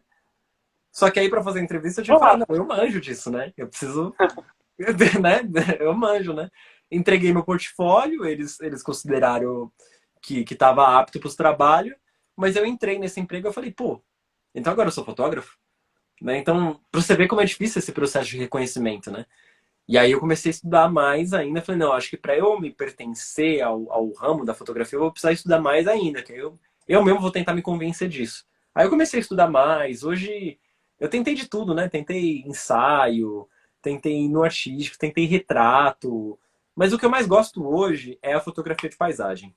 Porque acho que tem ligação com a poesia. Hoje eu escrevo muito a partir de imagens, né? Eu tenho até um curso de poesia chamado Construção de Imagens Poéticas ou construção de imagens na poesia. Às vezes eu vou mudando o nome dependendo do lugar. E eu busco muito isso, eu busco cenários na fotografia. Às vezes eu vou fazer uma viagem e eu vou fazer essa viagem por causa da foto. Né? Eu penso assim, eu quero uma foto assim, então tenho que ir para tal lugar. Então mistura muito um lance de hobby, de vivência, de experiência. E é hoje para mim essa fotografia. Quando eu olho o lugar, eu já olho tipo que cores que vai sair no final daquilo. Eu gosto muito de cor, né? De brincar com cor. E aí é isso. Essa é a minha ligação com a fotografia. Assim, também foi muito no tropeço, no improviso. Eu caí. Se eu cair na poesia por acidente, na fotografia eu nem sei o que que é. Nem sei se é algo que tá para além do acidente, assim, porque foi muito sem querer. Eu jamais imaginava que ia cair. Obrigado, Corujinha. Aquela. Você falou que às vezes você viaja só para fazer uma foto. E aí, Uhum. eu queria saber de uma história que envolve a fotografia e uma das suas viagens que te marcou muito, ou que seja muito engraçada, que você nunca falou pra ninguém. E aí eu queria que você jogasse aqui. Cara, viagem que eu nunca falei pra ninguém, acho que não tem. Não necessariamente a viagem, mas uma situação que aconteceu na viagem e que envolva a fotografia. Que envolva fotografia. Ah, tem uma engraçada, acho que essa eu não contei pra ninguém. Eu queria fazer uma foto me pendurando no negócio e a Aline tava comigo, né? Mano, mas o que eu ouvi depois, porque tipo, eu primeiro eu queria uma fotografia pendurada assim, né, só com as mãos, e a outra com a Aline do meu lado, assim, tipo, abraçado, e eu sem um dos pés, assim. E ela só foi perceber depois quando ela viu a foto. Ela viu a foto. E eu falei, não acredito que você tava nessa pose, assim, eu tomei mal pizza. Porque era, tipo, um lugar meio alto, assim. Eu acho que não era perigoso, assim, né? Também não sou tão inconsequente, assim, mas eu tomei mal bronca. Acho que essa é uma das Será que histórias, não? assim, que Será que envolve não é? fotografia. Mas tem outra. Essa eu já contei pra algumas pessoas, que é quando eu fui pra Patagônia, cara. Eu vi esses documentários, que é uma praga também, né? Às vezes você tá fazendo nada e passa na TV um documentário, eu vi um pinguim. Ai, não sei por que eu fiquei na cabeça que meu sonho era ver um pinguim. Eu fiquei, tipo, tem gente que sonha cada coisa, né? Sei lá, sonha em ter uma casa, sonha em Ah, eu já fazer. quis um pinguim. Não diminui seu sonho, já foi o É, meu. Para com isso. é muito engraçado. Meu sonho era ver um pinguim. E aí eu quis, porque quis ir ver um pinguim, fazer uma foto de pinguim. Nossa, eu fiz uma aventura. Eu fui para Buenos Aires, eu escalei. Escalei não, né? Eu fiz trekking no gelo, naquelas geleiras grandonas, né? De Perito Moreno. Eu tive um cisto no joelho fazendo as trilhas de lá em Laguna Torres, fazendo o. Como que é o nome daquele. O monte principal lá de Alchatem? O Fitzroy, né? Eu zoei seriamente o joelho. Na verdade, eu voltei de cadeira de rodas da Argentina, né? Bacana. Foi um negócio assim Viagem bem tranquila, tenso. tranquila. Tudo por causa da porcaria de um pinguim. E eu fiz essa foto com o pinguim, assim, tem até no meu feed, né? Eu tô sentado assim, olhando pro alto, e o pinguim tá na minha frente, e na hora que a câmera disparou, eu fiz aquele lance de fazer foto à distância, né? Eu programo, sento, e aí depois de 10 segundos a câmera dispara. Nessa hora, o pinguim abriu a boca. E ele parece que tá gritando, tipo um negócio assim, sai daqui, humano, né? Tipo, aí eu fui pro fim do mundo, que é realmente o fim do mundo, né? A última instância que tem vida humana ali, né? Que é a instância de Haberton, se não me engano é esse o nome. Mas é a Tierra del Fuego, né? É o fim do mundo. Eles falam que é o fim do mundo mesmo. Aí eu fui pro fim do mundo por causa de um pinguim, de uma foto com o pinguim. E aí chegou lá e ele mandou você embora. E aí ele Engraçado. mandou embora. Bem receptivo o pinguim.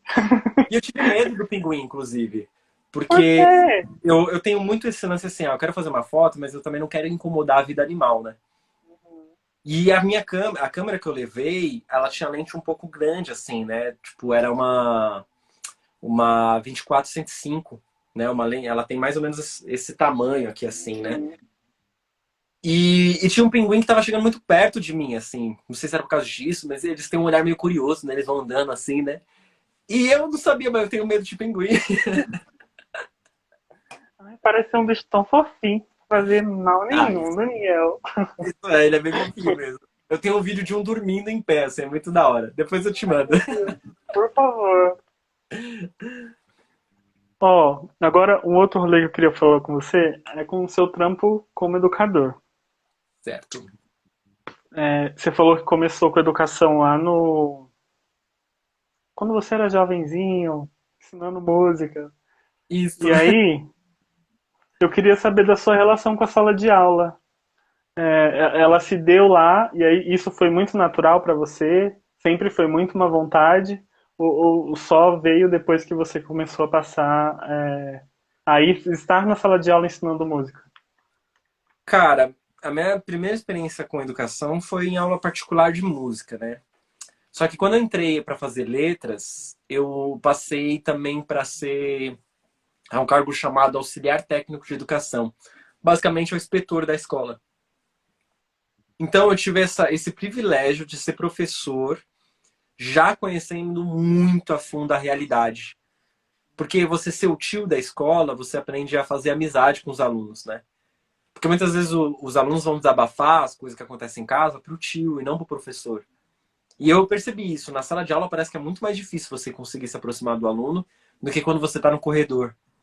Porque quando você está no corredor, eu pelo menos tinha essa facilidade, né? Ou você ia ser o amigo do aluno, ou você ia ser o carrasco.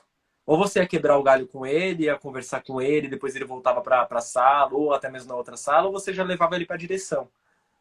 E como eu sabia também que direção de escola não fazia nada, não resolvia, tinha muitos professores também que tinham dificuldade com isso, com disciplina, né? Geralmente as posturas mais conservadoras tinham esses problemas, né? Eu tentava resolver também para mim, para eu não ter tanto problema, né? Então, se eu me tornasse meio que amigo deles, eles também não pisavam na bola comigo, né? Um ajudava o outro. E aí foi onde eu aprendi a fazer acordos, né? E aí eu percebi que para você ser professor na sala de aula, você precisa de fazer acordos todos os dias. Todos os dias você vai fazer um acordo com esses alunos, né? Então fui para a sala de aula sem ter tanto esse frio na barriga, né? De chegar numa sala de aula, ter um monte de gente olhando para você e você fala assim, nossa, se alguém fizer uma pergunta para mim e eu não souber responder, o que eu vou falar?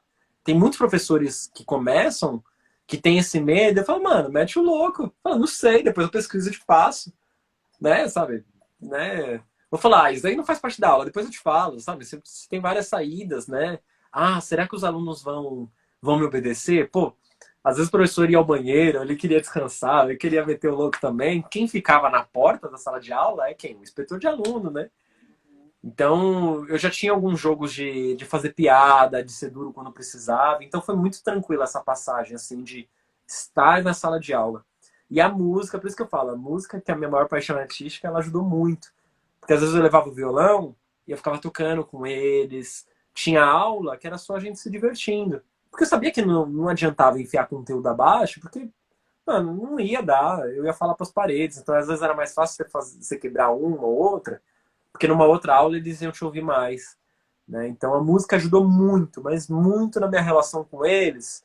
Porque às vezes tem um aluno difícil, e aí você tem o mesmo gosto musical que ele. Aí isso já é um ponto de conversa, né? Então, às vezes tem um aluno que é muito tímido e ele gosta das mesmas bandas estranhas que você. Aí você já consegue conversar, né? Às vezes você tem uma galera que gosta de umas músicas mais modinhas, aí você tira essa música modinha, dá uma impressionada ali na sala de aula e tal, e eles gostam de você. Então a música me ajudou muito. A música. E foi com a música que eu comecei a ter uma relação melhor com os alunos, né? Com essa relação melhor com os alunos eu fiz projetos, e aí dos projetos que nasceu o meu contato com a poesia. E a poesia me levou para fotografia, né? Como por conta dos slams e tal, né? Então você vê como a música foi o que foi responsável pela minha relação boa na sala de aula. E tem uma história que te marcou muito na sala de aula? Cara, é até difícil. Muitas marcaram muito. Tem alguns anos, né? Tem alguns anos de sala de aula, né, Daniel? Acho que eu fiquei 11 ou É um 12 senhor. anos. É um senhor já, é um É um senhor. senhor já. Acho que eu passei 10 anos, 10 a 12 anos na sala de aula, cara. Tem muitas histórias. Eu não saberia qual. Eu vou contar duas. Uma é na sala de aula e outra é fora. Eu lembro que quando a gente estava nesse projeto aí, do Entre Versos Controversos, que fez esse livro, né? A gente já estava em outra fase, era arte e intervenção social. Era já na época do nosso segundo livro de poesia. Que a gente não só escrevia e publicava o livro, a gente ia para as escolas para apresentar o nosso trabalho. E a gente marcou um sarau numa escola e os meus alunos de entre sexto e oitavo ano, não estava com o nono ano nesse dia, eu acho. Os meus alunos que faziam parte do sexto e oitavo ano estavam no projeto, foi comigo pela manhã fazer um sarau para os nonos anos de uma escola chamado Sérgio Millier. Acho que não tinha só nonos anos, era até mais, assim. Mas esses alunos, adolescentes, crianças, né? Imagina, 12 a 14 anos, fazer um sarau, ser responsável por um sarau, por outras crianças adolescentes de 12 a 14 anos, às vezes até 15 anos. É muita responsa, né? Porque eu acho a adolescência, inclusive, uma idade muito cruel. Né? As piadas são muito complicadas, né? Acho que todo mundo aqui já teve algum trauma de adolescência e já causou trauma também, né? Porque às vezes você zoa pra não ser zoado, né? Então eu entendi, eu sabia que poderia ser um fiasco e não ia reclamar com os alunos e falar assim, pô, vocês falharam na hora do sarau, vocês miaram, porque eu me senti nervoso na hora. Eu vi muito adolescente junto, eu vi poucos professores em volta. E eu falei, mano, se esses caras começarem a bagunçar aqui, tipo, ninguém dá conta, eu não sou professor deles, né? Não vou dar conta, não vou dar conta. Aí tinha uma menina que eu nunca tinha ouvido direito a voz dela. Ela falava muito baixo, muito, muito fraquinho. Os textos dela eram bons, mas ela era uma poeta muito tímida, não mostrava. Eu lembro que ela pegou o microfone e começou a falar, tipo, slam, assim. Eles nem tinham tanta experiência do slam na época. Eu olhei pra ela assim e falei, mano, é essa a voz da Ana? Tipo, mano, ela cresceu, assim, sabe? Ela cresceu e me levou junto, porque ela falou o poema dela de cor. E gritando e falando alto, assim, tipo. Ali eu vi o potencial desses alunos, assim, foi incrível aquele dia, assim. E a outra é quando a gente ganhou o prêmio Paulo Freire, né? A gente ganhou 3 vezes o prêmio Paulo Freire, uma em terceiro e 2 vezes em primeiro. E a gente foi receber a placa lá, né? A gente foi para assistir o evento, mas não sabia que era o primeiro lugar. E a gente se reuniu com o pessoal da UMES lá, depois da cerimônia, e fez uma roda de poesia. Né? Então o pessoal tava servindo aquele coquetel, todo chique, todo bonito, tinha uns vereadores passando lá. E a gente mandando a ver na poesia. Tipo, não foi na sala de aula, mas para mim aquele momento é de sala de aula. Ou até mais, né? Quando a sala de aula não tem mais muros. Esse momento, assim, foi marcante para mim. Porque eu via meus alunos, assim, recitando poesia, né? Tipo, naquela mesma força que a gente conhece do slam e do sarau, sabe? A cultura oral mesmo. A gente saiu do livro, saiu daquela pegada solitária de literatura que é muito boa, que é psíquica, que é terapêutica.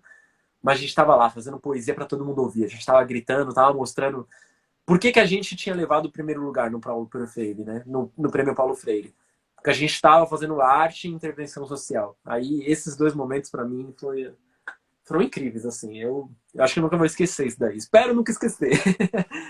É isso, e é muito foda, né? Todo mundo que passou aqui pelo Papo Reto fala muito da importância de misturar arte e educação e não separar, né? E aí é muito foda quando você, um professor, um educador, traz isso pra gente. Isso é muito foda. E aí, queria te perguntar da sensação que foi ganhar o prêmio Paulo Freire. Cara, cada ano foi uma sensação diferente. Todas foi surpresa. Todas eu queria muito. Todas, quando eu estava ali sentado aguardando os nomes, era um sonho. E como parecia um sonho distante demais, eu me sabotava, né? A gente que é artista sabe muito bem o que é autossabotagem, né? E era muito angustiante ouvir o 10º, o nono, o oitavo, o terceiro. Aí quando chegava no segundo, você fala, mano, nunca eu vou ganhar o primeiro lugar, né? E aí falava o nome. A primeira vez eu tava totalmente perdido, assim. Foi até difícil falar. Cara, eu nem sei, assim, porque eu nem sei explicar como que foi a sensação, porque foi um misto de coisas, até acreditar que aquilo estava acontecendo, sabe? Mas aqui eu posso falar talvez um pouco do que foi depois, assim, porque mudou minha vida. Porque esses prêmios também me aproximaram da pedagogia do Freire, né? Sim. Eu começava a estudar mais e mais para ficar mais próximo desses prêmios e saber escrever melhor também para eles. Mas eu percebi com esses prêmios uma coisa que eu acho mais valiosa em Freire, que não é a capacidade dele de alfabetizar um trabalhador em 40 dias. Né? Para mim, quando o Freire fala que a gente tem que se reconhecer sujeito histórico, autor de nossas ações, eu vejo isso na literatura, porque quando a gente escreve algo, a gente não está sendo só autor ou autora de um texto, a gente também está escrevendo a nossa vida, a nossa história. E eu acho que talvez eu tive essa sensação ali, sabe? Que eu estava escrevendo algo, não sabia o que estava escrevendo, nem sabia ler aquele momento, mas eu sei que algo estava acontecendo ali, né? Uma narrativa estava se criando ali. Eu penso assim, quando eu lembro disso, mas é muito nebuloso, assim. É muito êxtase, né? É muito. Eu não sei como eu não desmaiei na hora, mas é isso. Eu, a gente já tá aqui há 1 hora e 6 minutos falando sobre o seu trabalho, que é um trabalho incrível, eu já te falei isso várias vezes. E aí, para acabar esse momento de apresentação, curto, né? Coisa pouca. Eu queria que você recitasse alguma coisa para nós. Boa. Pode ser do livro novo? Pode. Melhor, né? Que aí já faz aquele merchan básico, né? Tá, e aí, olha, o outro, quando chegar no final da live, eu vou pedir para você recitar de novo. E aí, eu já vou perguntar aí, porque tem 2 textos seus que eu gosto muito. Que foi os dois primeiros textos que eu ouvi você recitando. Que é a Amarelinha ou Opa, o... Gente, ai, eu vou lembrar o nome do outro texto. Lê aí, daqui a pouco eu falo. beleza. Deixa eu achar aqui. Ó, esse texto está no capítulo Casa e é uma das chegadas da peste. Esse texto tem o nome Sonhei que uma peste invadia minha casa. Quase homônimo ao livro, né? Nas últimas semanas, antes de dormir, uma peste pula o portão. Bate com mãos pesadas na minha porta, espia nas brechas das janelas, força trincos para entrar. Minha visita é cão farejador, caça sonhos, noites e traumas. Ataca no silêncio e no início de uma insônia. Sua vítima é sempre vítima de outros abates, lembranças ruins, finais de histórias mal resolvidas, covarde. Ataca presa, cansada de correr. Nas redondezas de mim, uma ansiedade está solta. Esqueço, às vezes, uma cortina entreaberta, uma luz acesa, uma conversa não arquivada, e nessa hora a fera investe nos vidros da janela.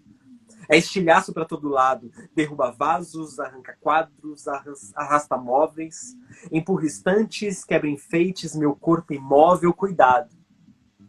Cuidado com os cacos, se um dia em minha casa entrar. Os dedos suam, a noite transpira. Deitado em silêncio, finjo não morar aqui. Sinto a última refeição escalando a minha garganta e desabando de volta ao estômago.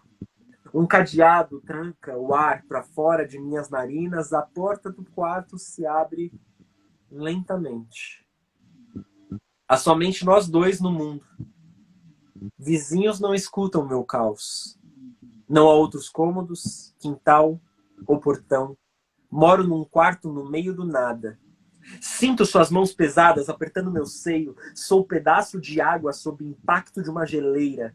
Peito terra, refém da rocha que salta da montanha. Desmancho. Sólida é a dúvida sobre o amanhã. Ao meio-dia desperto com arranhões nos olhos. Entraria sol nas paredes do meu quarto se não fosse o terceiro dia sem abrir as janelas. Te socar.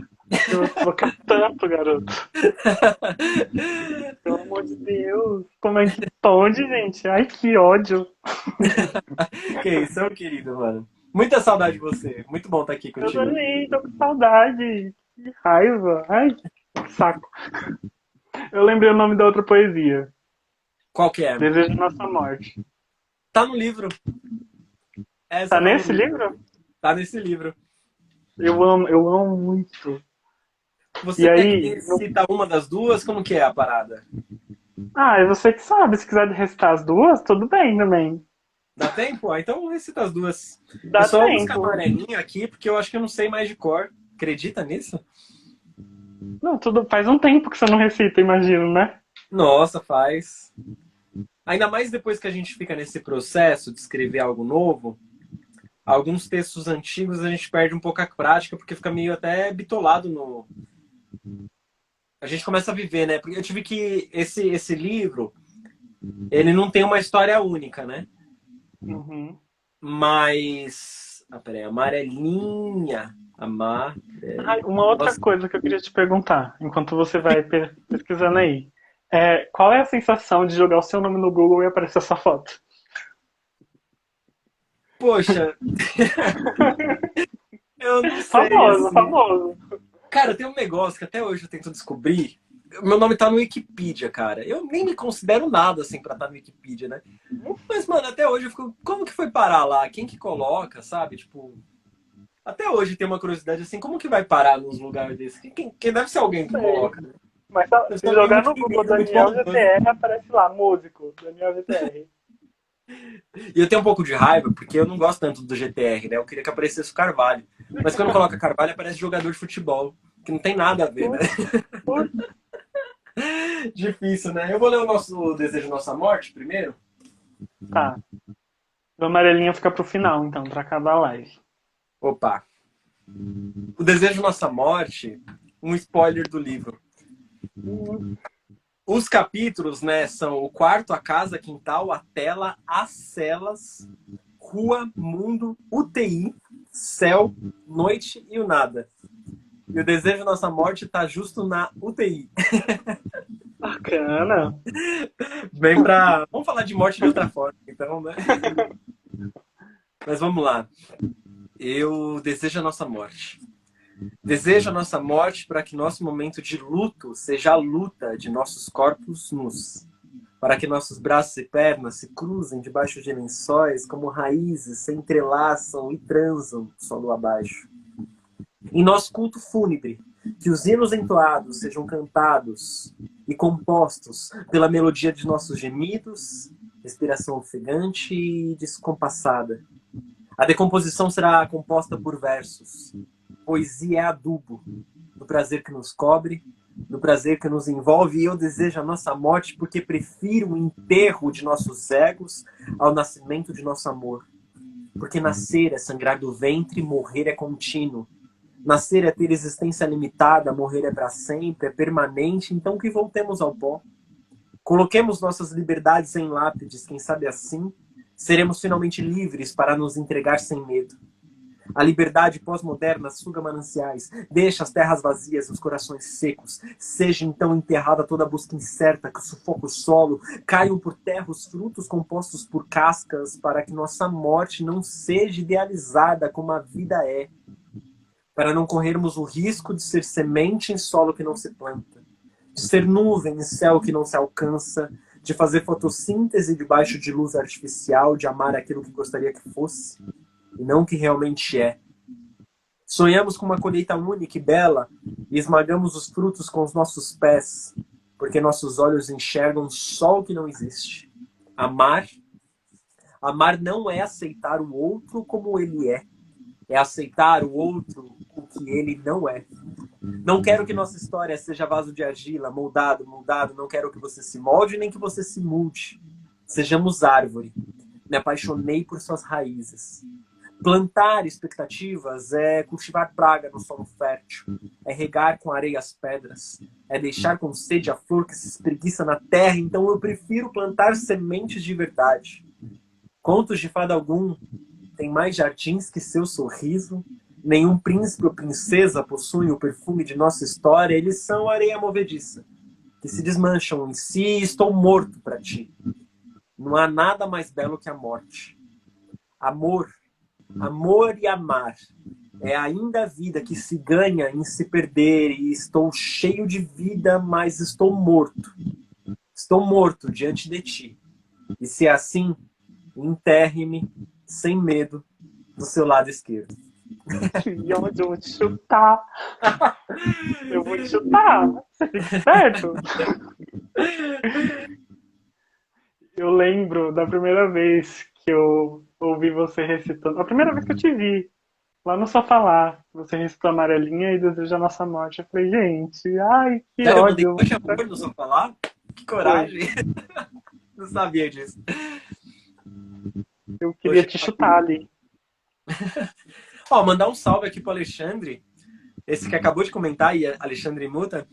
Ele foi o diagramador do nosso livro. Foi publicado pela Selim, editora Selim Trovoar. E o pós-fácil é do Marcelino Freire, cara. Eu fiquei super feliz quando a gente conseguiu isso. Ih, parabéns, Alexandre. Eu vi as artes que você publicou, né? E algumas coisas da diagramação do livro e tá incrível, Alexandre. Parabéns. Obrigado. Alexandre foi muito parceiro. Eu até peço desculpa que eu fui muito chato com o Alexandre, coitado, né? Eu queria ver coisa de centímetro, eu ficava perguntando tudo pra ele, assim. Alexandre é muito parceiro. Muito, muito da hora. Show. Meu bem, chegamos em um momento do papo reto que eu vou pedir para você escolher um número de 1 a 4. Por quê? 4. Tenho 4 quadros aqui, quadros de perguntas, e aí dependendo do número que você escolher, é as perguntas que a gente vai fazer aqui para você. Vamos no 4, então. Pergunta. Me ajuda RH. Me ajuda RH. Você já fez muita entrevista de emprego, imagino eu. Eu? É sim e não. É. Sim, não? Sim e Tudo não, bem. porque eu tive 2 empregos, digamos assim, que não é nem registrado, né? Funcionário estatutário, né? Que é funcionário público. Então eu passei num concurso para inspetor, depois eu passei para professor, passei numa coisa ou outra depois, mas a minha profissão se manteve, né?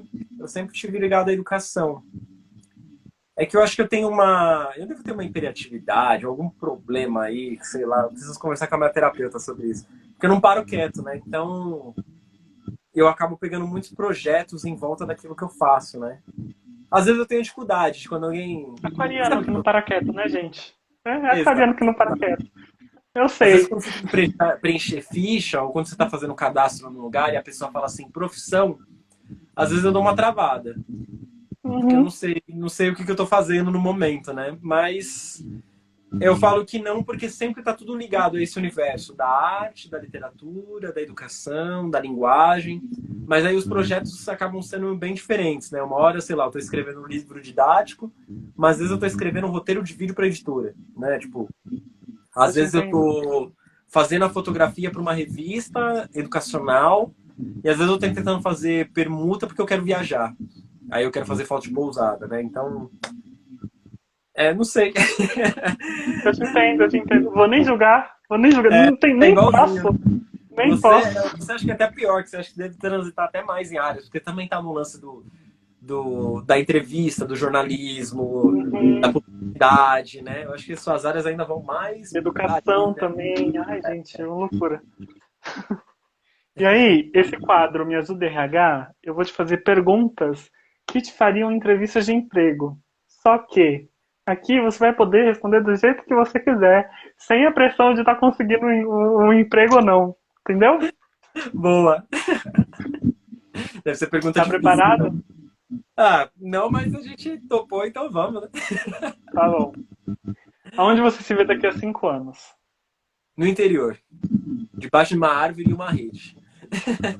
Em alguma cidade específica? Se for longe de São Paulo, melhor. Tá. Segunda pergunta. O que te motiva e por que você decidiu fazer o que você faz hoje? Continuar a continuar.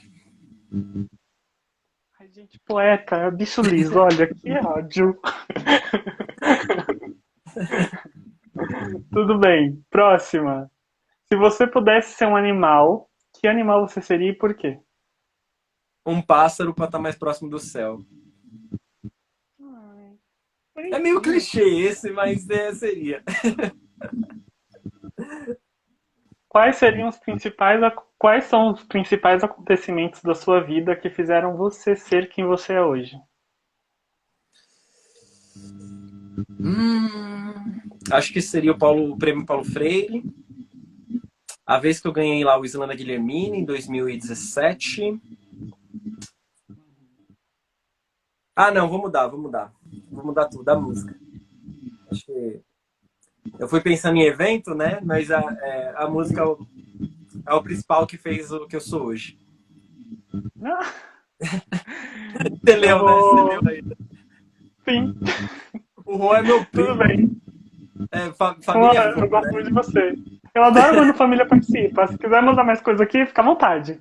Você tá Fica à ferrado, vontade. Rô. Você vai ver só. Próxima pergunta. Vamos supor que supomos que você vai escrever um próximo livro. E aí esse próximo livro é sobre o Daniel. E aí eu quero saber quais seriam os principais capítulos da sua vida. Cara, eu nem sei se eu colocaria capítulos.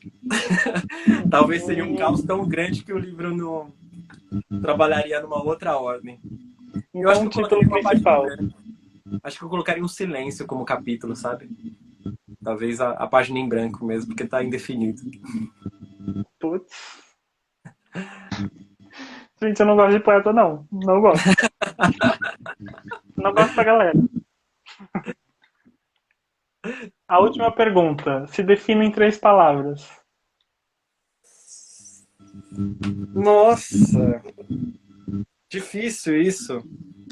Viajante de versos? Colocaria assim. Show. Acho mais fácil falar viajante de versos do que poeta. Faz muito mais sentido. É. Menos responsabilidade também. É. Agora, chegamos no momento de responder as perguntas que o pessoal mandou pra você. Ai, que E difícil. aí, Pensei que já tinha pro ido essa pessoal que tá parte. aqui. Não, não foi não, meu querido. Você não vai fugir disso aqui, não. Eita. E aí, quero convidar o pessoal que está assistindo a live a mandar mais perguntas. Aqui no Oh, ponto de interrogação do lado da barra de comentários. Juan, tá aí, né? eu tô com medo do Juan, porque o Juan. Eu já fui entrevistado pelo Juan, ele tem um trabalho também de jornalismo. É passado o Juan, viu? Mas tudo bem. Juan, se quiser, fica à vontade, viu? A casa é sua. Vou pedir pro pessoal, se quiser mandar perguntinha, tem um ponto de interrogação do lado da barra de comentário. Aí é só clicar e mandar as perguntinhas. E aí, a primeira pergunta que tem aqui para você é: cadê? Conheci o GTR pelo Facebook antes de entender que o que ele fazia era poesia. E isso me ajudou a me formar. Quero saber se ele já pensou sobre isso e sobre como a arte chega em diversos lugares. E aí, isso vai muito de encontro ao que você falou sobre a sua relação com os vídeos de poesia do Islã, imagino eu, né? É difícil isso. Eu não tenho tanta noção, não, de como que chega para as pessoas, sabe? Ainda para mim é um pouco nebuloso isso. Mas eu sei da importância. Por isso que eu acho que a gente, com tudo que a gente faz, posta, escreve, lê, fala, né? A gente tem que ter uma responsabilidade ética muito grande. Né? É uma responsabilidade, eu vou colocar como uma responsabilidade discursiva. Então, porque isso lida também com a formação das pessoas, né? Não no sentido que você está formando ou ensinando alguém, mas tudo que a gente vê, lê, ouve, assiste, faz parte da nossa formação e da nossa leitura de mundo. Então, se a gente puder contribuir de forma ética, né? E a gente que se propõe a fazer um trabalho, eu acho que é quase uma não, é uma obrigação, né? Você tem que ser ético e tem que ter responsabilidade sobre aquilo que diz, né? Pra não ser tipo esses jogadores imbecis de vôlei que falam uma par de besteira e nem falando a besteira volta atrás, né? Então eu acho que sim, não consigo entender muito bem o que é isso. Né? Aconteceu isso em algumas viagens, né? Tipo, aconteceu, tipo, quando eu fui. Já aconteceu isso no Acre, no Amapá, Teresina, tipo, Piauí, lugares longe, e a pessoa fala assim, eu vi um vídeo seu, né? Ou vi um vídeo que você filmou. Ou às vezes não me reconhece, mas está falando de algo que eu sei que eu ajudei a impulsionar. E às vezes eu estranho muito, cara. Eu falo, mano, tipo, é muito estranho, assim. Isso que eu não sou, tipo, influencer, famoso, super celebridade, e é um impacto muito grande, assim, né? Então, eu não consigo entender, mas eu considero a importância disso. E acho que a gente tem que fazer isso mais vezes. Show. Tem uma pergunta do Juan, pergunta séria, ele falou, hein? Opa! A religiosidade ainda faz parte do seu dia a dia ou você deixou isso de lado? A religiosidade, sim. Eu sou bastante contrário a isso hoje, mas eu acho que sendo contrário à religiosidade, eu fiquei mais aberto para a espiritualidade. Que todo mundo deve passar por momentos de dúvida, né? De chegar perto do ateísmo, agnosticismo. Eu me considero bastante longe, bastante mesmo longe. Tem muitas pessoas até que acham que eu sou ateu, e não, nada a ver. Não sou, né? Acho que por conta das minhas posturas. Você achava, né? Não, eu não sou. Eu acho que eliminar a religiosidade me ajudou a abrir mais espaço para a espiritualidade e perceber que é uma carência que eu tenho, assim. Eu acho que somos seres muito plurais, né? A gente tem o nosso lado afetivo, psíquico, emocional, político, cultural, econômico, cognitivo. Eu sei que o lado espiritual meu é uma área mais atrasada, assim, na minha vida, mas é uma área que eu quero valorizar. Por isso que eu quero também um contato maior com a natureza, que eu acho que isso ajuda, né? Esse tempo para você, né? Que é a nossa ligação com a natureza, com aquilo que está além. Então, a religiosidade não. Eu acho que eu sou bastante contrária a ela, mas a espiritualidade sim. Show. Tem uma pergunta aqui que eu achei muito interessante, que é: você tem uma poesia que costuma causar um certo desconforto, porque ela meio que faz uma menção ao nazismo. E é a Convoque Seu Stalin, eu acho. Isso. E aí, cadê? A intenção da poesia era essa mesmo, de gerar o desconforto? Cara, gerou até com desconforto demais, né? Você até conhece essas histórias, né? Sei. Teve pessoa que pensou que eu era descendente de alemão, que eu era um nazista infiltrado nos slams. Cara, é muito absurdo, né? Falta muita interpretação da galera. Sim. Mas, pra mim, quando a gente tá fazendo arte, a elaboração poética, literária, ela tá acima da mensagem. Uhum. E eu considero que as pessoas vão sentir aquilo que eu escrevo, ou o sentimento que eu quero colocar na minha poesia, não quando eu explico o sentimento no texto, mas quando eu levo essa pessoa para esse sentimento. Por isso que eu trabalho muito com imagens. Em vez de falar que eu estou chorando, eu vou falar que pétalas, vou falar que folhas de outono estão caindo dos meus olhos. Eu acho que isso sensibiliza mais. Quando eu fiz a poesia que é chamada, apelidada de a poesia do Hitler, né? Mas o nome é Convoque Seu Stalin. Eu começo falando uma frase do Hitler, aquela frase lá em alemão: Mir stande, mir Reinhai, Norddanka, das Foideras Reich. É uma frase do Hitler, né? Por mais que as pessoas não entendam, mas quando eu falo esse idioma rude, estendo a mão, igual ele fazia, aquilo é uma performance. E essa performance leva o horror. Eu sinto que quanto mais horror a gente é submetido na poesia, mais a gente entende que isso precisa ser parado. E não adiantar eu só xingar Hitler na poesia e não mostrar o horror que ele é, não dá essa sensação.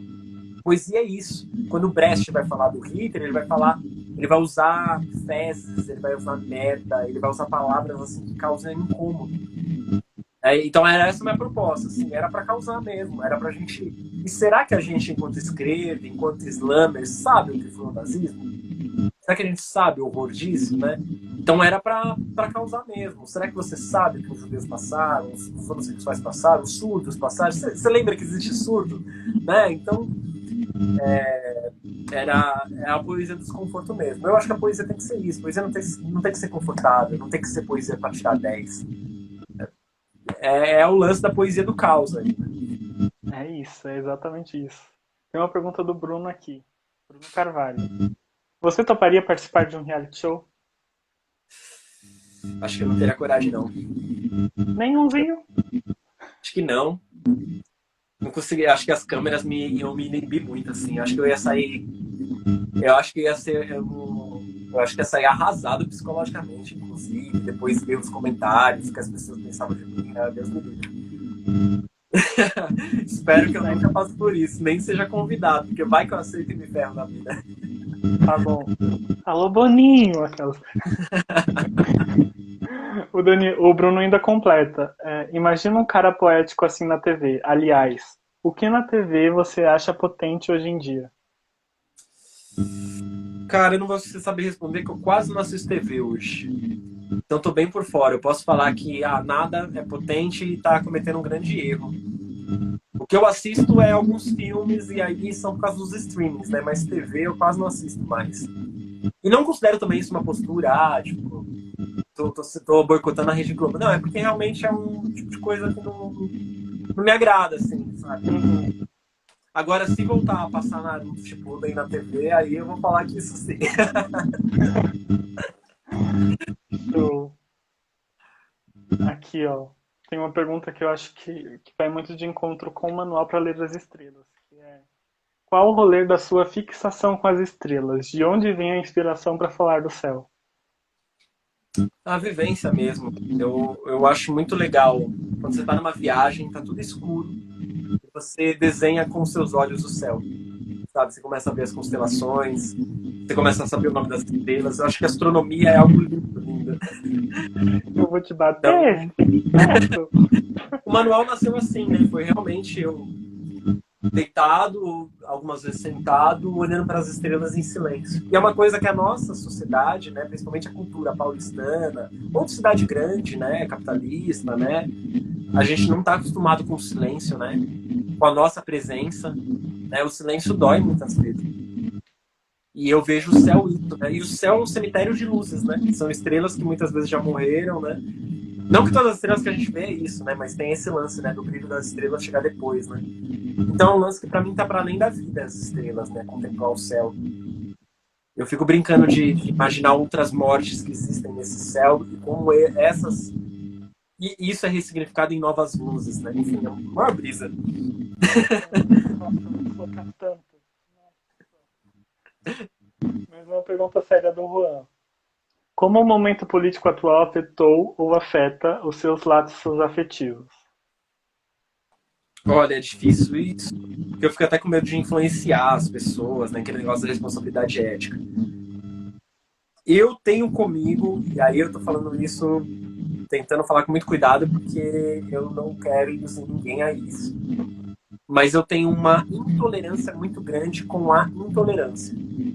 Eu levo muito a risco aquele negócio, se você sentar com 11 nazistas na mesa, existem 12 nazistas, sabe?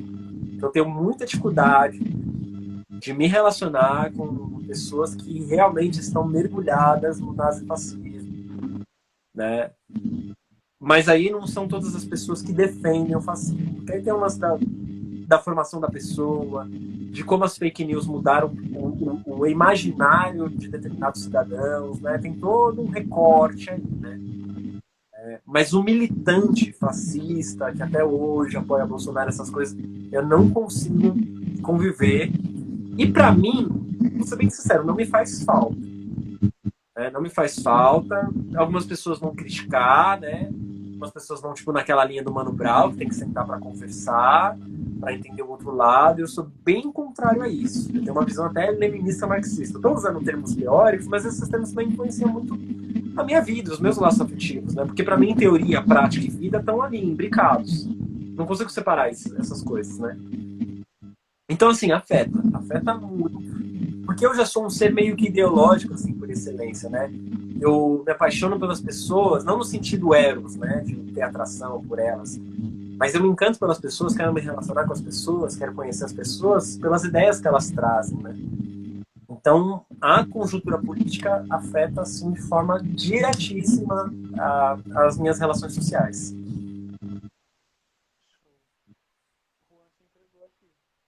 Ele disse que você assiste Detetive do Prédio Azul. Eu não ouvi você, deu uma falhada no som. O Juan disse que você assiste Detetive do Prédio Azul. Ah, eu não conheço. Caraca,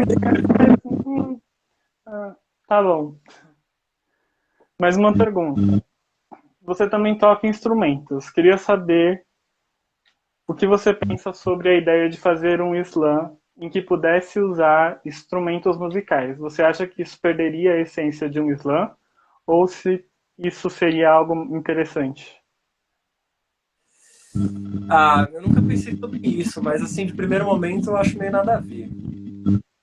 Eu acho que já existe um slam assim, o slam É, jazz. nessa perspectiva eu acho legal. Que é um acompanhamento musical e você se encaixar nesse acompanhamento. Nisso eu acho legal, porque a palavra continua sendo valorizada. Ainda a performance de corpo e voz do poeta está em primeiro plano, porque a música ela vem como ou dificultador ou facilitador, né? Porque às vezes pode ser um jazz muito quebrado, a pessoa vai se perder, não vai ficar legal o poema. Às vezes vai dar voz pro poema, às vezes vai deixar só um poema diferente, né? Então eu acho a proposta do slam jazz incrível. Eu amo esse slam, eu acho lindo, lindo, lindo, lindo, lindo.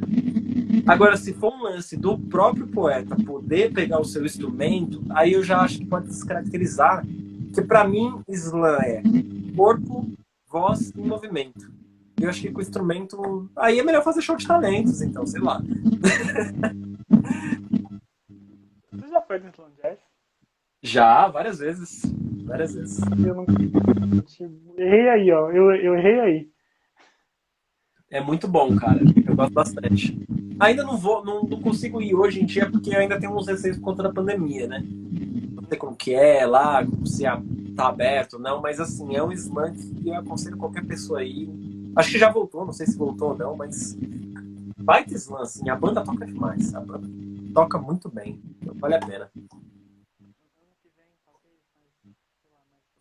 Ixi, tá falhando o seu som aqui pra mim. Foi. Aí. Ano que vem, tava falando que ano que vem, talvez, lá pro meio do ano, aí eu vou no slam jazz. Boa, a Também gente tá tenho receio. Ótimo. Porque só assim pra se ver, né, Daniel? Engraçado. Pois é. Mas uma pergunta séria do Juan. Quando você vai voltar a tocar guitarra com ele? Poxa, eu tô devendo, hein? Tá vendo? Não é só pra você que eu tô devendo as coisas, pro Juan também. Foi muito da hora tocar com o Juan. A gente tinha na época uma banda de rock, metal cristão. E era bem pesado, assim. O negócio era. Pegava fogo, assim. Era bem pesadão. Gostava bastante. Eu queria tocar em breve. Não vou prometer nada pra não ficar mais feio pra mim, mas. Mas eu preciso estudar também. Eu tô meio enferrujado da guitarra. Não consigo fazer mais nada rapidinho, não. Olha ele, Juan. Esse você está devendo, a Lê Barreto passou aqui no começo da live e aí ela lembrou de uma pizza e uma cerveja que você está devendo para ela também. Eu queria deixar aqui registrado. 3 anos, né? Eu falei, não, vamos aí comer pizza e tal. Nunca fui. Mais uma pergunta. O que nutre o seu repertório literário? Falando de influências, artes no geral, artistas e afins. É muito por fase, assim, já caminhou bastante. Eu vou falar então do que é mais atual. Que inclusive que ajudou a fazer esse novo livro aí e tal. Tô curtindo umas coisas legais da Adélia Prado. Tem coisas da Clarice, a forma que ela movimenta as palavras, a capacidade discursiva dela de conduzir um fio reflexivo de ideias, mas com alta potência literária, que não vira ensaio, continua sendo literatura, mas tem uma reflexão muito forte ali, né? Tem um texto dela que é tipo uma mulher parindo Deus. Tem ideia? Porque Deus geralmente é o pai, né? É ele que faz. Ou colocam, por exemplo, Deus como uma mulher, né? E aí o que a Clarice faz é colocar uma mulher como mãe de Deus, assim, tipo, é um negócio sensacional. Viaja, assim. Então essas brisas eu gosto, mas ela faz isso dentro da literatura, né? Isso que eu acho mais legal. O Akira Yamazaki e o Carlos Alberto e o Marcelino Freire são as 3 principais referências hoje, assim, além da Adélia e da Clarice que eu falei agora. Hoje eu busco referências literárias que brincam muito com a imagem da palavra, não como os concretistas, né, daquele poema visual, mas de imagens, de cenários que cria na palavra, que quando você lê o texto você se imagina dentro dele. E a brincadeira com sons diferentes, por exemplo, do slam ou do rap, mas é como as palavras se combinam entre si, os fonemas delas, né? Como um S tá mais próximo do F, sabe? E você vai unindo esses fonemas e aí o poema cria uma musicalidade não pelas rimas, mas pela sua expressão sonora. Então esses 3 poetas eu estou mais assim, atento hoje em dia e que mais me influenciam hoje. Tem mais uma pergunta aqui, que é: qual foi o poema que você mais gostou de escrever e por quê? É o Amarelinha. O Amarelinha é o Foi poema que eu mais gostei. E o porquê é porque ele tem a imagem de uma. Ele tem uma proposta. Ele não é um poema infantil, mas ele tem esse lance do criançamento das palavras, né? E para mim é muito precioso na poesia. Eu sinto que no Amarelinha eu consegui chegar nisso. Nisso que o Manuel de Barros muito ensina a gente. É trazer para o plano da infância. A gente ser inventor de palavras, né? Então, é o Amarelinha. Ai, eu amo esse poema. Foi o primeiro real que eu vi você recitando. Sério, que da hora. Mano, o seu Mas, som tá falhando um pouquinho. Tá tipo uma interferência. Não sei se às vezes é melhor tirar o fone. Agora ficou bom. então, não tá dando eco? Não. Ótimo. Então é isso. Tem mais uma do Juan aqui. Ele pediu para você comentar sobre o vocabulário não binário, suas considerações enquanto artista e literário. Cara, eu não vou comentar enquanto artista e nem literário. Eu vou comentar como professor de língua portuguesa dentro de uma filosofia bakhtiniana de linguagem. Tá. Eu não sou contra a linguagem neutra, mas eu sou extremamente contra, avesso, teoricamente falando, a como isso é construído. Porque parte de uma concepção liberal e estrutural de linguagem. O pessoal usa o argumento de que a língua é dinâmica e que isso precisa ser mudado. Eu não sei se vou conseguir explicar bem aqui. Mas a galera parte desse argumento. Vamos mudar toda a sintaxe, mais a morfologia, né? Porque a língua é dinâmica, então a gente... E aí considera todo mundo que é contra como algo purista, como uma visão estática de linguagem. E, na verdade, essa visão, da forma que está sendo colocada, é realmente a visão estática de linguagem, é uma visão fixa de linguagem, é uma visão elitista de linguagem também. Porque ela trabalha nas formas e nas estruturas da língua sem antes trabalhar o discurso. Porque a língua ela não é machista. A língua não é patriarcal. O que faz os nossos discursos serem excludentes são os discursos e não as palavras deles. É lógico que palavra e discurso estão muito imbricados, mas a palavra, dentro de uma filosofia bakhtiniana de linguagem, ela só faz sentido dentro do seu uso. Então não faz sentido você botar a goela abaixo para as pessoas usarem uma linguagem não binária, sendo que tem umas pessoas que não sabem o que significa ser não binário. Como que você vai impor para a pessoa usar o e, o elo, por exemplo, ou mudar as terminações, tudo, sendo que o próprio público dessa pessoa não é não binário? E tem outros problemas. As mulheres trans têm uma dificuldade enorme, enorme de se afirmar no feminino, porque até hoje são chamados de o traveco. Essa luta, embora alguns vão falar que uma coisa não exclui a outra, exclui sim. A desinência do feminino na língua sendo mais difundida é uma afirmação de luta também. E quando você muda tudo isso, fica em segundo plano essa questão do feminino, né? Do ela, de começar a olá todas e todos, né? Então, tem umas questões aí muito complicadas, porque eu vejo a galera muito preocupada com as estruturas e pouco preocupada com as coisas discursivas. E a gente vai conseguir realmente incluir a sociedade de forma mais plural, de forma mais igual, quando a questão estiver no plano discursivo e não no plano gramatical.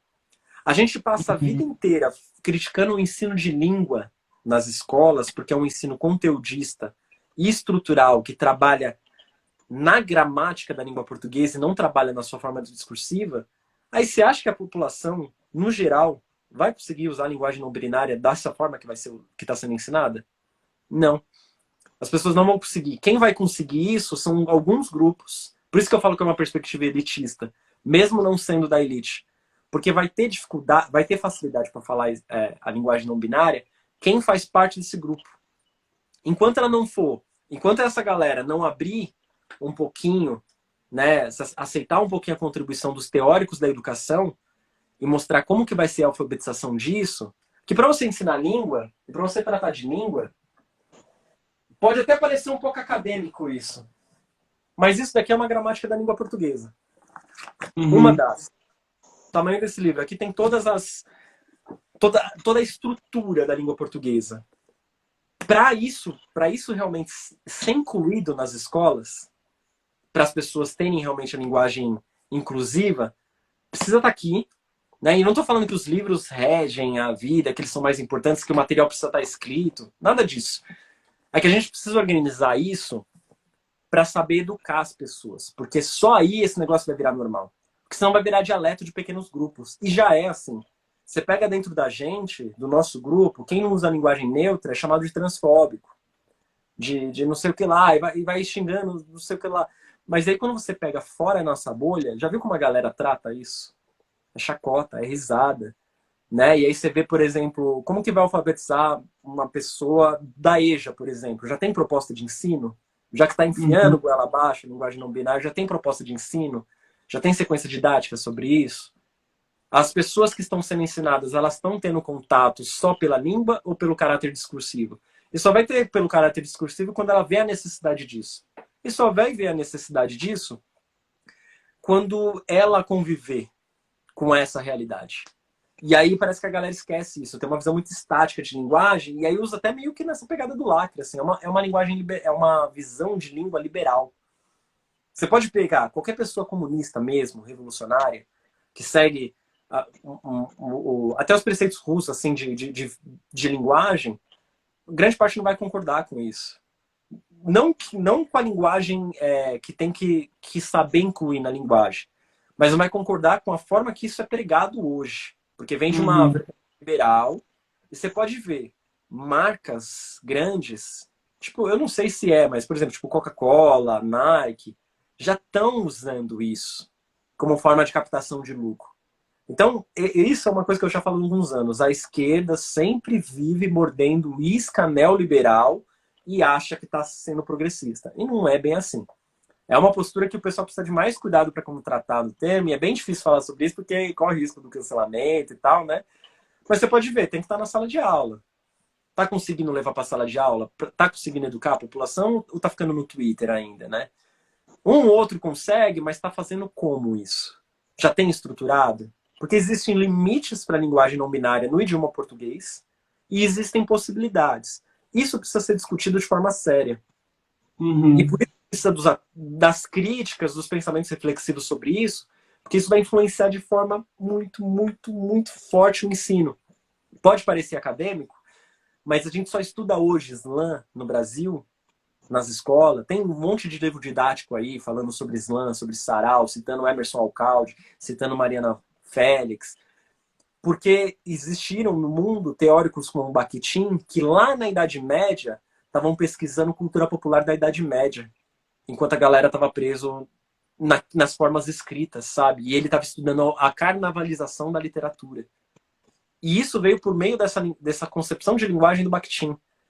Então, é importante essas discussões acadêmicas para não chegar de qualquer jeito na escola. Porque senão a galera não vai entender. A galera ensina pronome neutro hoje da mesma forma que o ensino tradicional de língua na escola.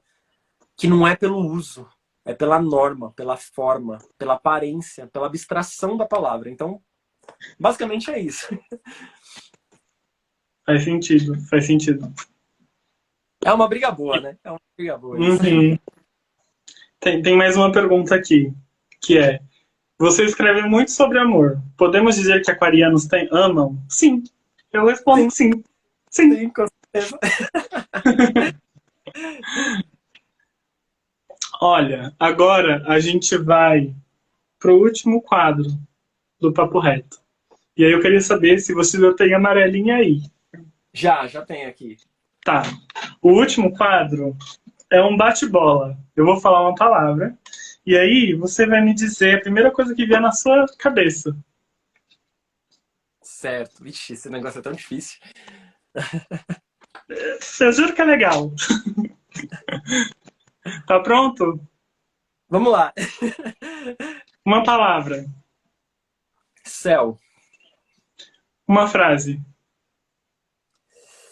A vida é a vida em qualquer lugar. Ela está dentro de nós e não fora. É do Dostoiévski. Uma música. Passion Flower, do John Gone. Um filme ou uma série. Um filme, Uma Mulher Alta. Baita filme russo. Aff, sensacional. Uma mulher alta? É. É um filme que não Show. tem trilha sonora. Tem ideia disso? Hã? E todo filmado com câmera na mão. Todo. Não tem tripé. É tudo na câmera na mão e sem trilha sonora. No máximo uma Estou ficando, pro filme inteiro. estou ficando instigado a assistir esse filme, Daniel. Você para com isso?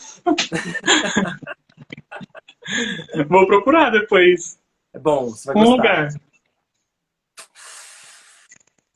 Nossa, demorou esse, hein? Norte do país. Pensei no final. Família. Tudo. Amigos. Tudo também. Um medo. Oi? Pode falar, desculpa. Não, quando você falou amigos, lembrei de duas coisas. Eu lembrei de tudo e de Naruto. Não tô assistindo muito esse desenho aí.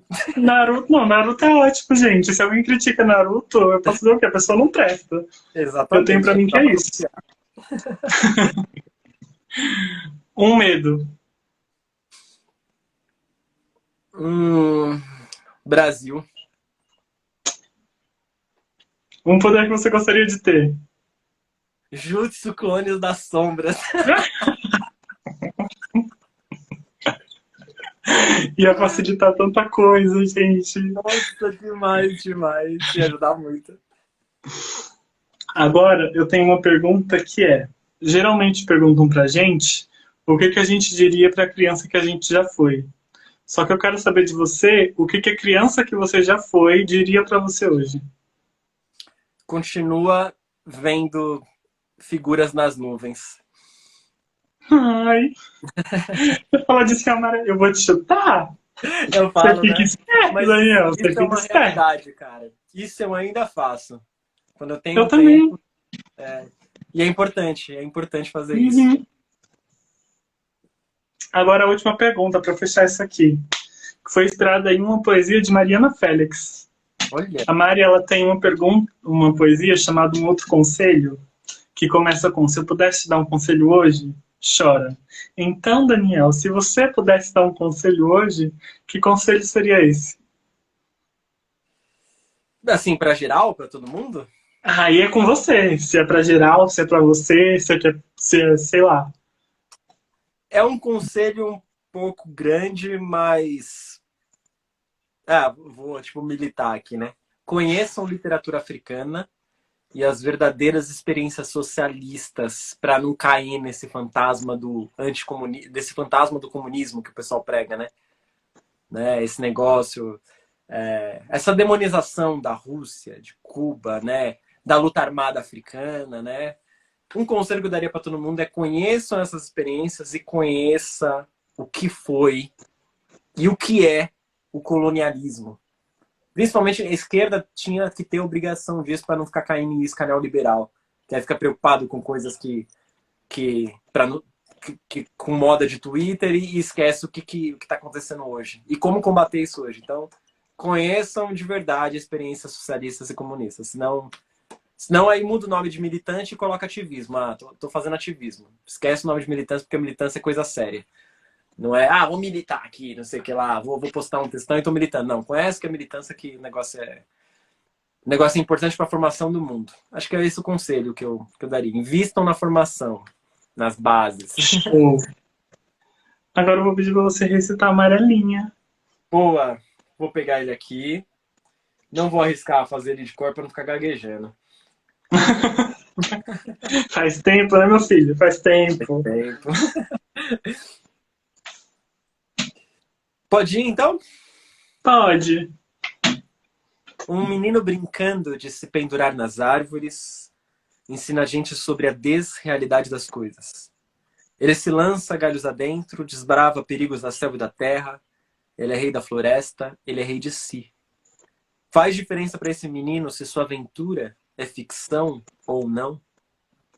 Uma menina pulando amarelinha ensina sobre o paraíso das não coisas. Ela salta sorrindo do inferno ao céu. Se desequilibra no caos, joga pedrinhas e recolhe caminhos. Faz diferença para essa menina se as linhas do asfalto não são as mesmas da vida terrena? O céu, em dias de nuvem, ensina como se faz para não chorar tempestades. É reconhecer o rosto de um velho, encontrar um cãozinho gigante, construir um castelo desenhado de tijolos feitos com águas de gás, e tudo isso são formas de desfantasiar a imaterialidade dos céus.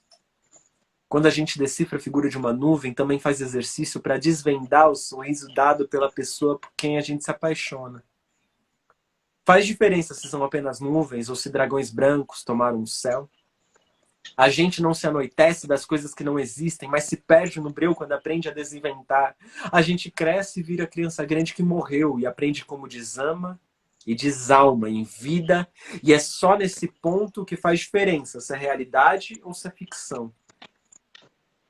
Uma criança cria e descria mundos, adulto só sabe criar boletos. Criança vive de ficções, adulto morre em suas realidades. Foi por isso que eu te inventei. Te inventei e criancei uma história para nós dois. Eu inventei que seus lábios são pétalas que se abrem, que nenhuma flor tem seus dentes e que as primaveras te perfumam.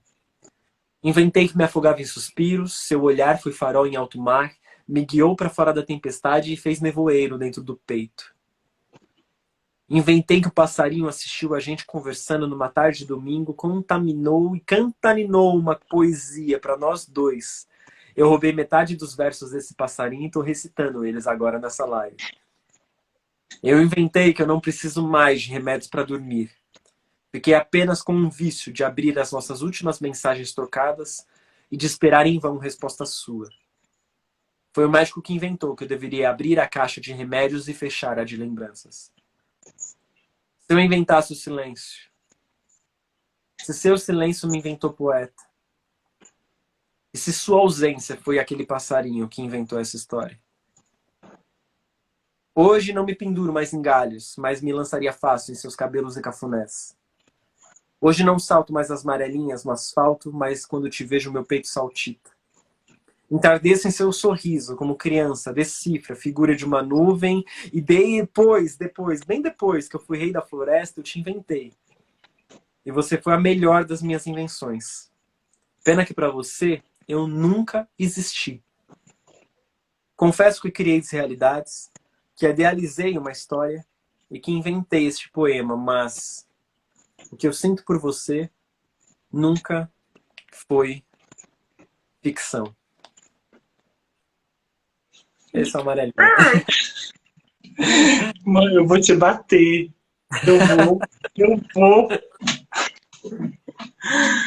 Meu bem, eu queria muito, muito mesmo te agradecer por ter topado estar aqui hoje. Eu já falei isso pra você várias vezes e eu vou repetir de novo. Você é incrível, eu te admiro muito, o seu trampo é muito foda, você me inspira demais e muito, muito, muito obrigado mesmo por estar aqui.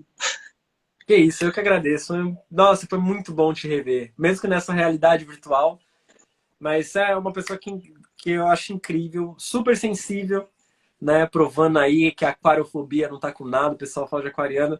Exemplo, maior de sensibilidade é você aí.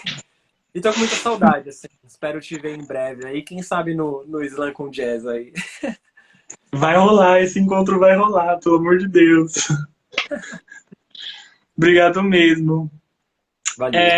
Eu vou tentar deixar a live salva se o Instagram não me boicotar. E aí... ele tem dessas. O Instagram, eu sinto que o Instagram ele me odeia muito. É isso, muito, muito obrigado, real. Tô com saudade. Muito demais. Sinta-se muito, muito abraçado. Beijão. Beijo. Valeu.